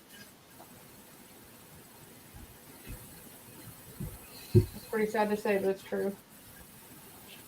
I mean, I grew up in Fort Smith, like, and I grew up in the hood part of Fort Smith, like Oh, over in That's the what's area wrong of with you. Darby and all that, and like it was bad back 20 years ago. David's back again. All right, I'm back. okay. Somebody wet the bed, so Oh, Ah, yeah. that's the fun stages, though. They grow through that too fast. Yeah. So I had to clean a little mess. Ah, That's the joys of parenthood, though. gotta love it. Wouldn't Yeah. trade it for the world, though. No, because I get hugs afterwards. Aww. Yeah, See we what I were. missed in chat. No, much. Just talking. We were talking. We were discussing the hood in Fort Smith about the area, and then we were discussing. Then we discussed how Oh, Temple I missed Live something I do wanna- used to be a Masonic lodge before they turned it into a concert venue, Oh, which they have, and how we wanted to investigate. I would love to investigate the Temple Light building because I've got the honor to investigate two or three former Masonic lodges, and they're always pretty interesting. Debbie did ask a question that I actually missed until I was scrolling back up through. She said, will a spirit only use noise and touch without hearing them speak? will they only use noise and touch? Yeah, that's what she said. Will a spirit only use noise and touch without hearing them speak? Well, I mean, that's pretty much the only communication you would have, right? If they're not speaking, you'd get noises through objects moving or, being touched. I mean, they might also use phantom smells, and the reason phantom smells are important is because the quickest thing to trigger a memory is the sense of smell. all right. So you might pick up a phantom smell of somebody that you knew that passed, or that Mhm. has like there might be a moment you had with them that there was a smell at that time, like say it was a cigar or apple pie or something, Or perfume or cologne? perfume. Mhm. Yeah. And Karen also asked, would the equipment detect long distance let's say I contacted someone now, would anything be detected via this forum? I responded with, I couldn't think of any that would, because most of them are physical detections. So I personally couldn't think of one. Kind of hear them speak. I'll leave it there. Now, a device. I see Debbie's device to help hear them speak. Again, just recorders. That's pretty much where you're going to get any kind of audible voices outside of using your own ears. But just think logically when you hear it. Don't assume every sound on a recorder is going to be Right. a voice, because different things pick up in different ways. There could be a car door shut from a distance that might come over your recorder as if somebody coughed. your stomach growled. Yeah. There was one I There's a seen demon. where There's a demon in there. Do you hear that growling? I can't remember what video, like who it was or what platform, but there was one I was watching where they kept hearing something and they thought it was talking, but they couldn't really make it out. And then at the end of it, they figured out it was like one of the, I guess like house or something they was doing. Somebody was playing with their zipper. Yeah. Was moving their zipper up and down. And I mean, they fixated on it for like 2 hours or so. I don't know. It was a long time, but it was a zipper moving. Another. If it's not a Class A, I for the most likelihood is like I won't keep it. Yeah. A Class B I'll keep if I still have questions on it, but anything else, toss. Yep. Who Oh, wants to buy anything else? that's what I was saying. Like that one, the video we're talking about, the videos and stuff. And there was one where was at a cemetery. And in the video, it really kind of looked like a person had walked by. And I was like, it wasn't sitting right with me. And I was like, no, that's not what it is. I don't want to put it out as evidence because I really don't think it's paranormal. And, I mean, it was to the point, like, me and Dwayne was, like, literally arguing over it. Like, legit arguments, getting pissed off at each other, like, not talking to each other for a few hours. Yeah. And Lauren was the same as me. She's just like, I don't know, man. I don't know. Well, we went back out to the cemetery and we recreated I was it. wrong. And it was a tree stump in the night vision that kind of made it look I like said something. for the beginning that it was a freaking tree stump. Yeah, me and Lauren was I like, about no, left the that's damn not group what it is. because we were fighting so bad. Like, it was bad. We were having so many fights. In the video, though, if you weren't It did look like it. I mean, I could see, legitimately but looked like a figure walked across. But then you go back.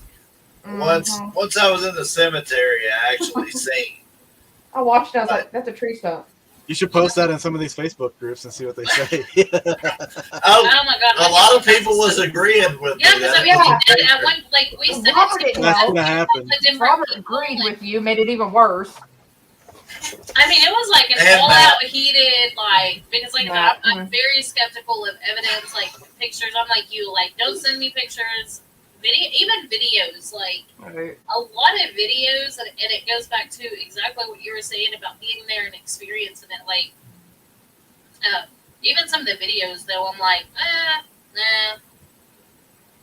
That's why I have a hard time watching stuff on TV and YouTube and stuff like that, because I'm just like, there's so much of it, and it's so easily, and I don't even want to say faked. I think there are some people that fake it intentionally, but even when it's not intentional, Yeah, there's some with that overreactions. like with the tree stump, like Dwayne legit thought he's caught something that was really, really cool. Well, look at you probably haven't seen it, the newer episodes of Ghost Hunters. There was one they shot out here in Kansas, and honestly, if you've ever had a gnat or a bug fly by your ear, you would recognize the sound. Mm-hmm. But they were saying it was a voice, and it was clearly a bug flying by the microphone of the recorder. Like it does that sound. Like, how is that a voice? You Right. know? But that's production companies making them do Nope. this. But nowadays, like I said, it's all about entertaining people, and nowadays people are more gullible and more susceptible to a lot of the fakery because they don't care to know the truth. Yeah. It's just entertaining. The truth is boring, Right. and that's the truth. And, that's like Karen, where are you located at? Have you ever had them affect you by using words and phrases you normally don't use? Are you talking about like channeling and possession?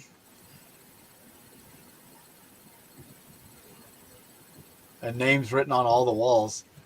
It's a little I've never personally seen stuff like Exorcist written on moment. walls unless it was like What do you got in your house? used for like haunted houses during Halloween and stuff like that. I've personally never experienced that. I'm not going to say it wouldn't, but I've never personally experienced that. I've seen a figure with my own eyes. I've seen a full body apparition, no bullshit, with my own eyes. Of course, at that time, I didn't have a camera. That's when those moments happen, is when you're not prepared for it. Yep. And that I have was a theory actually, about that. yeah, and that was actually at the old Arkansas hospital that we were talking about. Yep. Like, Something there. I'd heard a damn noise, And that's where Corey was talking about. and too. it was me and Justin on the floor. Me and Justin both heard the noise, and I turned around, and there was a man. I swear on my mom's life, on everything. I turned around, and there's a man standing in the middle of the hallway. I seen him with my own eyes. A bright white light flashes over his head, drops to the floor, and he was gone. So most people are like, oh, hell no, I'm going to get out of here. No, I run towards it because I want to see what the hell was that? Where the hell did it go? What happened? Did somebody come up the stairway? I get to the stairs, and Michael Todd, the other guy that was with us, was literally just coming up out of the basement. Nobody else was anywhere near that floor. Huh. And that's the only time. That was the first floor? Second. Second floor? Second, yeah. And that was the only time out of all the times I've been there that I've ever seen a full body apparition with my own eyes. Now, I have seen plenty of shadow figures, as we call them, at that old hospital. Heard them talk with my own ears several times. Like, that place is known for their verbal communication. I could do a whole podcast on stuff that's happened there at that hospital, but the incident that Corey's talking about there in the chat, that was actually there. Him and his girlfriend Mandy went with us. We used to work with them, and they went there with us. And correct me if I'm wrong, Corey. Like, he's open to believe, He's very skeptical. but very skeptical of it. So that one was pretty cool. The most scared I've ever been on a location, or the second most, third most, sorry. Went from first to third, just like that. One of the most scariest times investigating was actually at that hospital. It was me, Lauren, and a friend of mine was walking down. I don't even remember what floor we was on, the third, maybe second, third. No, we scared the shit out of them. We're just walking down, and okay, look, my ass is short, and we used to have the deadlights that set up on top of the camera with the way we had them mounted. Yeah. So I was notorious for walking underneath those wall heaters and hitting them with the light on the camera. So we was walking down through there, and we hear this big ass bang, and I'm like, I'm checking to make sure, I'm not close to the heater. Me and Lauren take off running, like, we screamed. Oh my God! So we get down. I left the walkie and everything. I Yeah, didn't. I left everything. I dropped walkie. it. It dropped and stayed. We got something going. Okay, look, I'm a fat girl. I don't run unless something's run after either. me, and I thought something was after me. I We ran. get back down there, and it was fucking Dwayne and some of the other people down there had hit the laundry chute to scare us. We heard them they're like talking loud, and we could hear them up. And you know, the sound travels through that building. Corey, I have that game. Me and Lauren both have that game. So we're over there, and we hear them. We can tell they're right by the laundry seat. And we'll walk up there and go, boom! You hear them screaming, throw the equipment, running down the hallway. When things happen, we get paranoid. We don't know if it's real or not with Dwayne around. I'll tell you the. At least I tell you that. He always scares us all the time. I've got two moments that have like made me like almost shit my pants. One of them was at the hospital. The other one was at Garnett House. The one at Garnett House, we had just gone to bed. It was about 5 or 6 in the morning, and I'm laying there, and Spurrier had already fallen asleep. John had fallen asleep on the couch, but I'm just laying there in the recliner, and it sounded like somebody shot a shotgun in the house. Like, it was loud as hell. Like, I fired up out of that chair. I'm like, what the fuck was that? John sat up off the couch, and we couldn't find anything out of place. You know, nothing had fallen, nothing, but it sounded like a gun, like somebody shot a shotgun in the house. The other thing was at the hospital was up on the 5th floor. I think it was, yeah, 5th floor. Walking down the hallway, we started hearing something kind of moving down the hallway, and I'm like, all right, I'm going to go find this. And I get to this one point, and there's 2 rooms to each side of me, and I hear something in this room. And I start to go into this room, and then this loud bang on the window. I duck. I throw my flashlight. I'm throwing a bunch of expletives. Fucking pigeons flying into the damn window. I've ran on that floor a couple of times. Yeah, pigeons gotten us a few times. They'll fly right at your head. Yeah. Always. I'm like, oh, hell no. Those things are Sorry, assholes. my daughter has They make some weird voices too sometimes. But on the 5th floor, though, outside of the pigeons, though, I have had the shit scared out of me a couple times. Like, because, like, I tell everybody in the group, you know, being the big man I am, I'm all right, y'all stay back here. I'm going to walk forward. I'm going to see what kind of reaction I get when I'm walking by myself. So I'm walking towards the glass doors from the other end of the hallway. And I get about 3/4 of the way down the hallway. And about that time, there was nothing in there. It wasn't pigeons and stuff. Something goes, boom, boom, boom, boom, on the door as I'm next to it, walking beside it. And I about come out of my damn pants. And I'm like, oh, shit. Like, I didn't run that time, but my heart, I about had a heart attack. I scrambled back about 10 feet. Let's see. And like, but that hospital, That's man. the one that has the glass, right? The 5th floor? Yeah, Waverly, I'm sorry, but Waverly ain't got nothing on that hospital.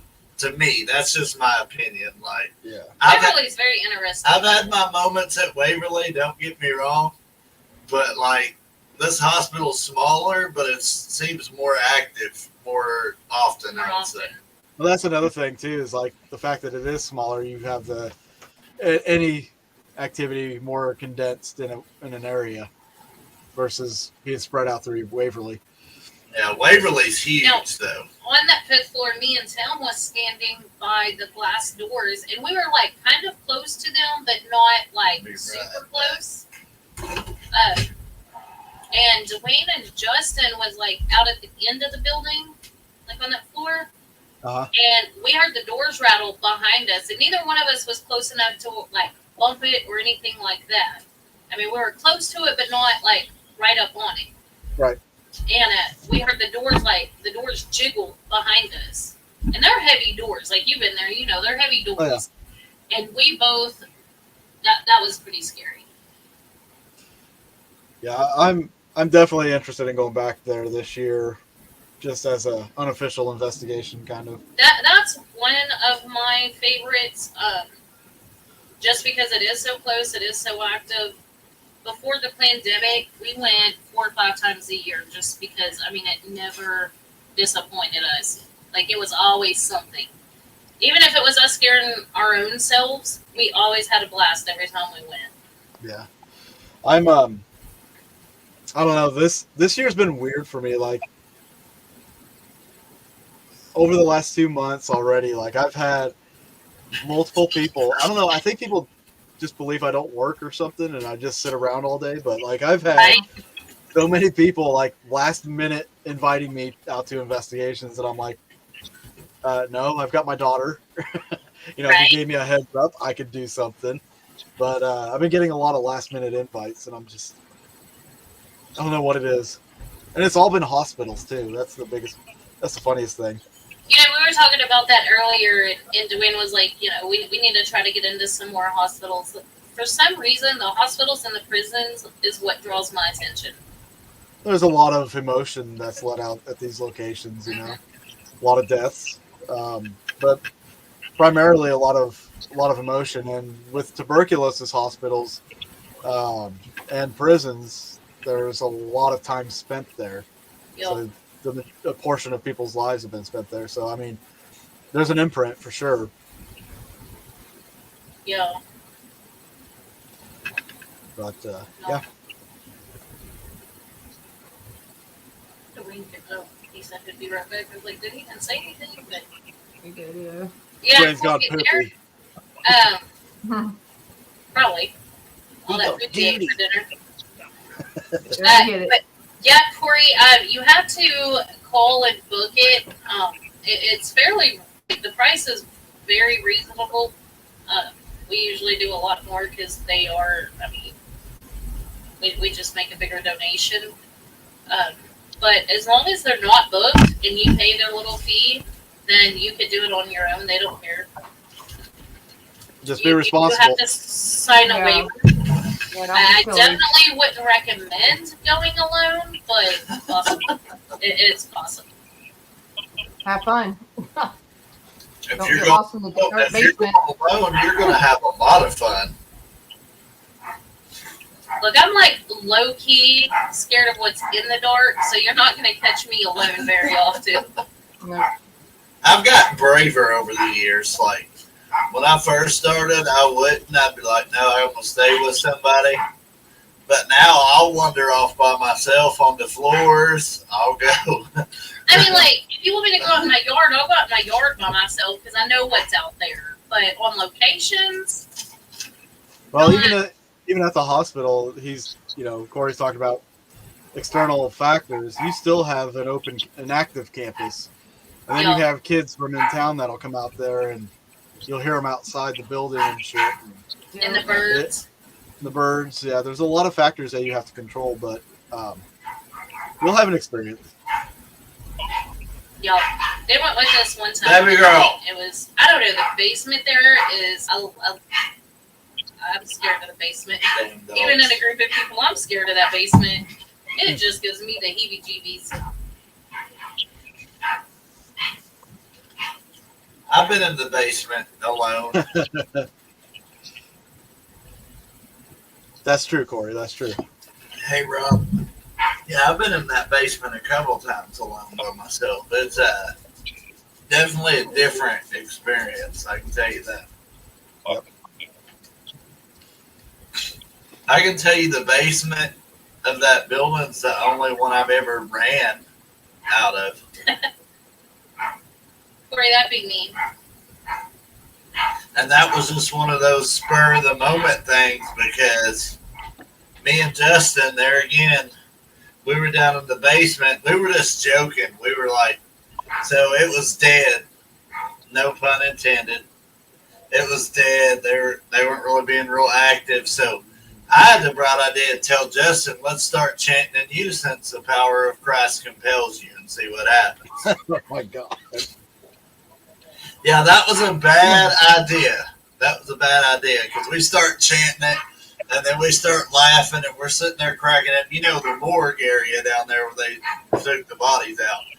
And so we're standing down there, and about that time, out of the dark room, right behind where Justin was standing, you hear a loud male voice yell at us to go from the dark room. And we know damn good well there ain't nobody around. Nobody's down there but me and him. And like, it was just that moment he's all, what do we do? And I just wigged out. I'm all, go, run. Because I didn't know. Like, I was just, like, I'm not even going to lie. I was just like in shock. Mm-hmm. Or we actually have there. But But I seen that you went to the Fee House as well. I haven't actually watched the episode, but I seen you went there. Yeah, it was pretty uneventful. In fact, like the biggest issue with the Fee House is there's so much traffic, so much outside noise. Contamination. Yep. It was a bitch. So it's a short episode, and I addressed that in the episode that there was too many factors. We couldn't trust the audio. Couldn't, you know. There was And it's right there across from an apartment complex. Hey, look, it's fun to zoom in on those windows, though. You can catch some pretty interesting stuff on the camera when you zoom into the... Don't get Sherika and Lauren bored. They'll be over there videoing the apartment complex across the street. Look, I was testing out the zoom on the camera, okay? I got some good zoom in it. That's for Interesting sure. stuff in the windows of the apartment complex. And that's like, we done the USS Razorback. Like the submarine Have you done that itself. Have you done the Razorback? No. The submarine itself wasn't really active, For but us. but for the damn museum, on the other hand, because we're all like, all right, they let you stay the night. You pay like $300, I think it is, and you sleep in the submarine. And well, Justin is terrified of heights. It took me like 3 hours to talk him into getting down on the submarine. And then after he came back out, he wasn't going back down in there. So we decided, we're going to try to rest for a minute in the museum. Like, we're going to sleep in the museum. Hell with it. Yeah. So as soon as we lay down, no shit. No, we didn't even get laid down. we We didn't were even talking get laid about down. where we were all going to lay. Yeah, because we're going to lay there's down. 4 of us up there.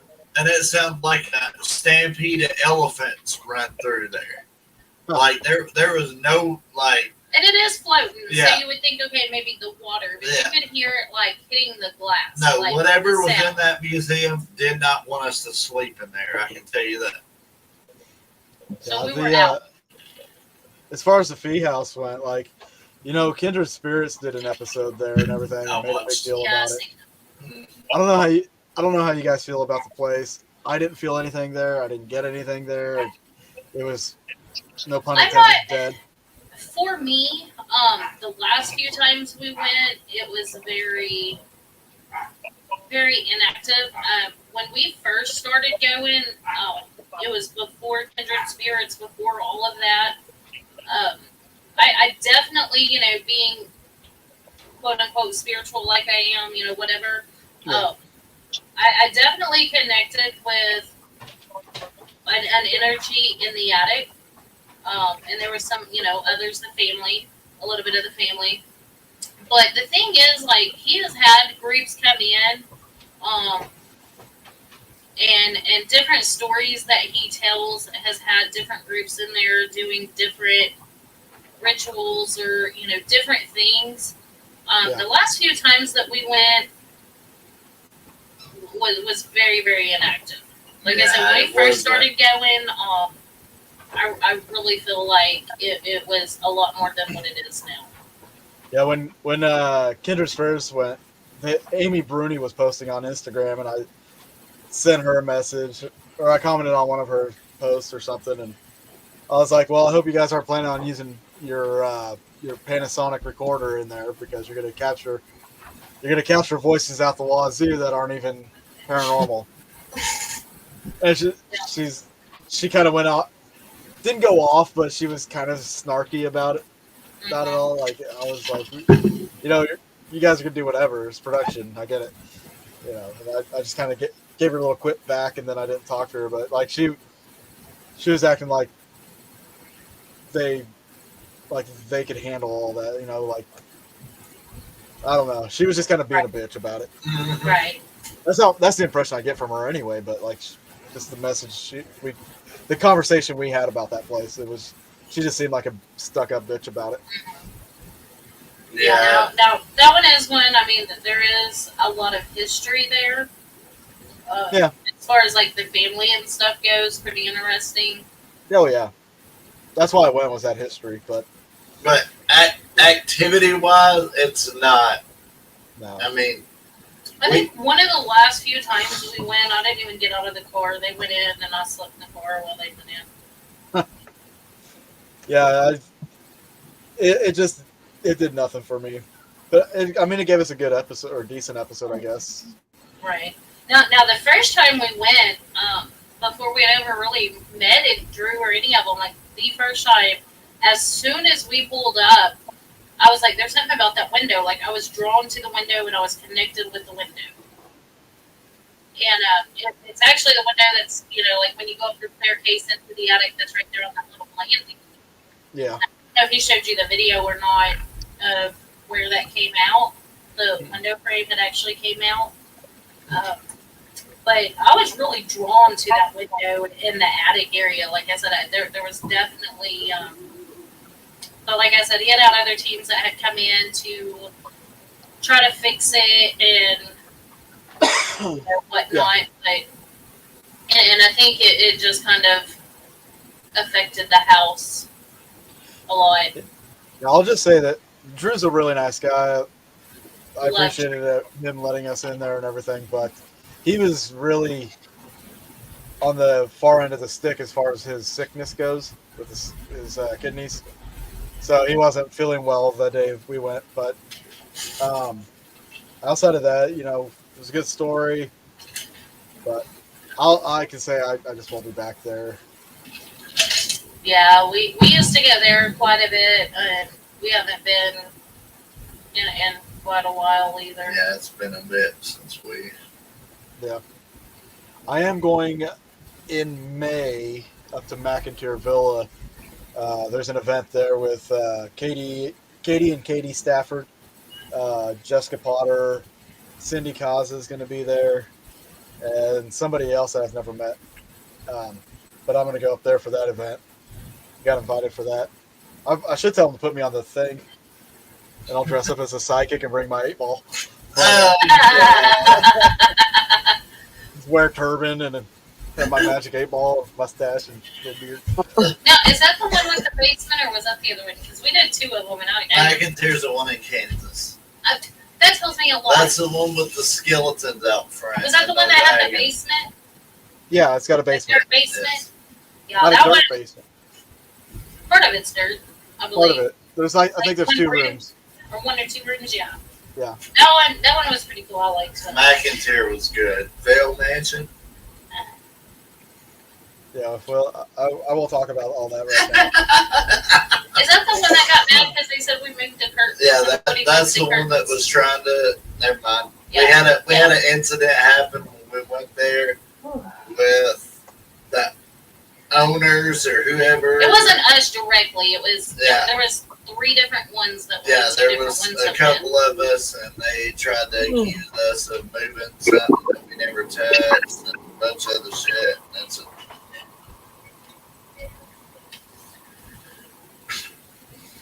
Sorry, I had to McIntyre. We drove by the was the- Sally house while we was up there. And the Sally house, like, we haven't investigated or anything, but I pictured something completely different than the Sally house. Sally House, yeah. First time I was there, active. Second time I was there, not active. Like I said, we didn't investigate it. We just drove by because it was in the area, and we're like, "Oh, the Sally house Like, is still it's looking right at in it." the middle And I of was a like, residential That neighborhood. is I was not like, what I what? expected. For some reason, I was thinking it's like by itself. It was weird. I don't know. Ginger says y'all need to check out my area. Yes. What's your area? She's down Georgia. in Georgia. Georgia? I Joe. need you. Yeah, we go hang out with Ginger and Stephanie Hutnick, Eric, and everybody else that we know from Georgia. You pay for the trip, I'd be out there. Right, you paid for the trip. There we go. Road trip. So we would have to get a hotel with just a Ginger. Yeah. That's all. Every time I signed off on my on Paranormal Frequencies, that's how we sign off. Like, if you know of a place that's on it, you want us to go there, send us the bill. We'll or send us the money, and we'll go there. Right. And this is the trip, man. Marietta. Georgia. I used to live in Rossville, Georgia, just south of Chattanooga, and we used to visit the Chickamauga Civil War Park, and I've always wanted to go back there because it was before I even got into the paranormal stuff. So Yeah. I was like, but like now, if I was still living in that area, that'd be awesome. Just the Right. historical significance of Chattanooga and, you know, the Battle of Chickamauga and yeah.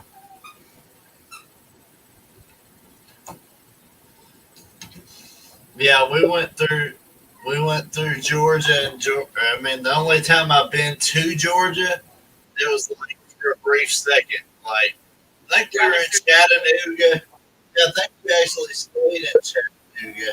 We went through Georgia, going to Old South Pittsburgh Hospital, and Going to Old South Pittsburgh. yep, Whose dog? Lawrence. Lawrence. How's the puppy doing? Ginger said her whole street is Civil War battlefield. That's pretty cool. She's doing good, but she's wanting to be held 24/7, like all the time. Like, no joke. And she does this whining and whining and whining and whining. I'm Have like, 4 more. You can have 3 more of them. oh no, I I shouldn't will even have say- one. I will say this about Georgia. No, settle down and go to sleep. Alrighty. Oh, I didn't hear. Right, Jackie. I'm getting to that point too. My eyes are closing. Where am I going? Oh, I thought you said you were going to sleep. That's not the puppies. You have to sleep with them. Um, Yeah. I put Okay, so- mine in like a laundry basket, and she somehow managed to get out and sleep next to me this morning. so he was going to say something about Georgia. Well, I was going to say this about Georgia, and it's no offense to, you know, the people that live there, but their school system is retarded. I'm fine. Like, when I went to school there, I was in 6th grade, and I felt like a genius because I was in 8th. Like, they put me in 8th grade math, and then I moved to Bentonville, Arkansas, and I was behind. Yeah. I was Bentonville's behind rough. in math. So, Dang. you know, me, like, where their 8th graders are is where Arkansas 6th graders are. Right? Wow. So, yeah. If I stayed in Georgia, I would have, like, graduated at 12 years old and fucking been a genius doctor or something. All that Walmart money for education. That's what Right. it is. Northwest Arkansas, man. That's where it's at. Yup. Northwest Arkansas really is, though. There's a lot of rich people in Northwest Arkansas. But I'll tell you what, moving over here and realizing that I'm an idiot, that was no fun. I was like, take me back to Georgia. No, It was pretty funny, Georgia. too. What was pretty funny about it was I didn't know what the hell I was doing in Georgia. I was just writing shit down, and they were like, "Oh, you got all this right. Here you go. Now you're in 8th grade math." Oh my gosh. I'm like, Yeah. well, That's kind of I a didn't scary even know. little system. I probably would have fit in Georgia because, like, I grew up in, well, the town that we live in now. And even just moving to Greenwood, Arkansas, and going there, I was behind, and it was like, Yeah, I mean, I failed math in high school. Okay, I cannot do math for shit, but somehow in Georgia, I'm a genius. So, I always done good in math and science. I sucked at English. Like, ugh. I still don't speak proper English. it's Arkansas for you. I hated English. English was my least favorite subject. Yeah. And I graduated in Northern, in Indiana. But I lived. He said that's the Arkansas again. That's fine. Arkansas. But yeah, we're pushing close to 2.5 hours, so you got a little one, so I'm sure you're going to be up pretty early in the morning. Yep. Stay up late, get up early. Yeah, that's what we do. Rock on. But nonetheless, everybody, David is having a Paracon October 7th and 8th, right? Yep, October 7th and 8th in Joplin, Missouri. The guests I've got are hand-picked, and you know they're not really flashy guests. I think probably the most flashy would probably be Justin Spurrier. He was the equipment manager on Ghost Adventures. He's going to be there. He's also one of the owners of the Garnett House. Jessica Potter, who's I guess I would call her a world-renowned psychic medium because she does travel to Europe for events and stuff like that. So she's going to be there. She'll also be doing a gallery reading. We'll have the PRI there to talk about the research that they're doing. Carter Bushcart, who's a MUFON and BFRO investigator. He's going to be there. I know I'm missing somebody. Rick Park from the True Ghost Stories series. He's going to be there talking about their production probably, or might be there to talk about orbs. And that's the reason why I even wanted him there, was to do his thing on orbs, because the last place that he and I spoke at together, he like dismantled everybody's hopes and dreams about orbs. Like, it was good. It was well worth it. There we go. So he's going to be speaking as well. I've got a couple more slots open that I'm kind of reserving for specific people as soon as I can talk to them in person. You can go to the webpage, Corey. It's hauntinghistoryparacon.com. Tickets are available now. It's cheaper to buy them online than it is the day at the door. We have VIP tickets that'll get you into all the events. We're going to have a concert there. There's going to be a film contest. There's going to be overnight investigations. There's going to be a gallery reading. Of course, the events with speakers. Ooh. I didn't know about the overnight investigation. It's because I haven't posted about them yet. Yeah, put that out there yet. No, we're going to buy tickets. We're planning on buying the VIP, but it'll probably be Friday evening before we make it up. Now, the VIP tickets will not go for the ghost hunts. Those are going to be separate. Okay. But you'll have access to everything else. Okay. I'm also the two other speakers that I'm waiting to talk to are some bigger names to kind of put out there, but I'm also going to be like kind of pushing that off too, because I've gotten so much done so fast and all the information that is out there. I'm like, let's save some stuff for later, you know. Let's slow it down a little bit. Slow my roll. That's on the October 7th and 8th in Joplin at the Elks Lodge, which is a pretty good sized building. Josh Hurd will be playing music there, as well as my friend Randall Shreve, who does an amazing job. He's a unique cat. He's got his own style, and very, very talented guy. In fact, the two of my films, the ending credits, the music at the end is him, Randall Shreve. So if you ever want to hear that, or just look him up on YouTube, you can find some of his music. It's like a rock and burlesque music mix. It's very interesting, and it's a bit, when he has a full band, it's a big show. And he also does like an awesome Freddie Mercury tribute show. He's traveled around the country doing that one. The film contest is going to be held at the Route 66 Theater, which is a sponsor for the event. So it's going to be a good time. There's going to be some people that are there that are pretty well known in the paranormal field that aren't speaking, like Ron and Denise Pridemore will be there. Love them. They're amazing. Love Ron and Denise. Yeah, they're just going to be walking around mingling. They're really fun to get drunk with and play Cards Against Humanity. We know that from our own Paracon. Dr. Rebecca Foster is going to be there as well. She's a psychic medium as well. And there's going to be some other psychics there that might participate in the gallery reading. They're going to have a booth there. I know Riverbend Paranormal's supposed to have a booth there. I haven't even checked to see if they've paid for it yet. But they're definitely getting a booth. It's going to be pretty interesting this year. Sounds like it. Can't wait. Yeah, y'all definitely check that out. Corey was asking for the link. He told me. HauntedHistoryParacon.com. Yep, that's Haunting History, ING, not haunted. Sorry, everybody gets that wrong. They think it's Haunted History. That was a show on the Biography Channel. I don't want to get sued over that. Yeah, exactly. There it is. Yeah, there we There go. you go, Corey. Thank you, Corey. So but also yeah. just tell them a little bit, the YouTube, all the other stuff that you've got going. Yep. The YouTube channel's youtube.com/haunting history. New episode coming out this next Sunday on the 13th. It's gonna be at 7 p.m. Central Time.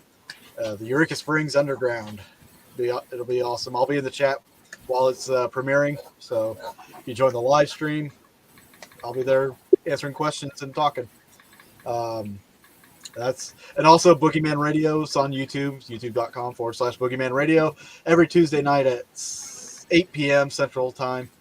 And we go for an hour on that show, and then we jump over to our Patreon page, which is patreon.com/Boogieman Radio.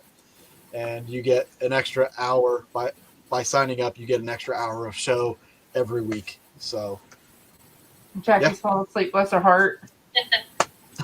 I'm trying not to. You're fine. I was trying not to earlier either.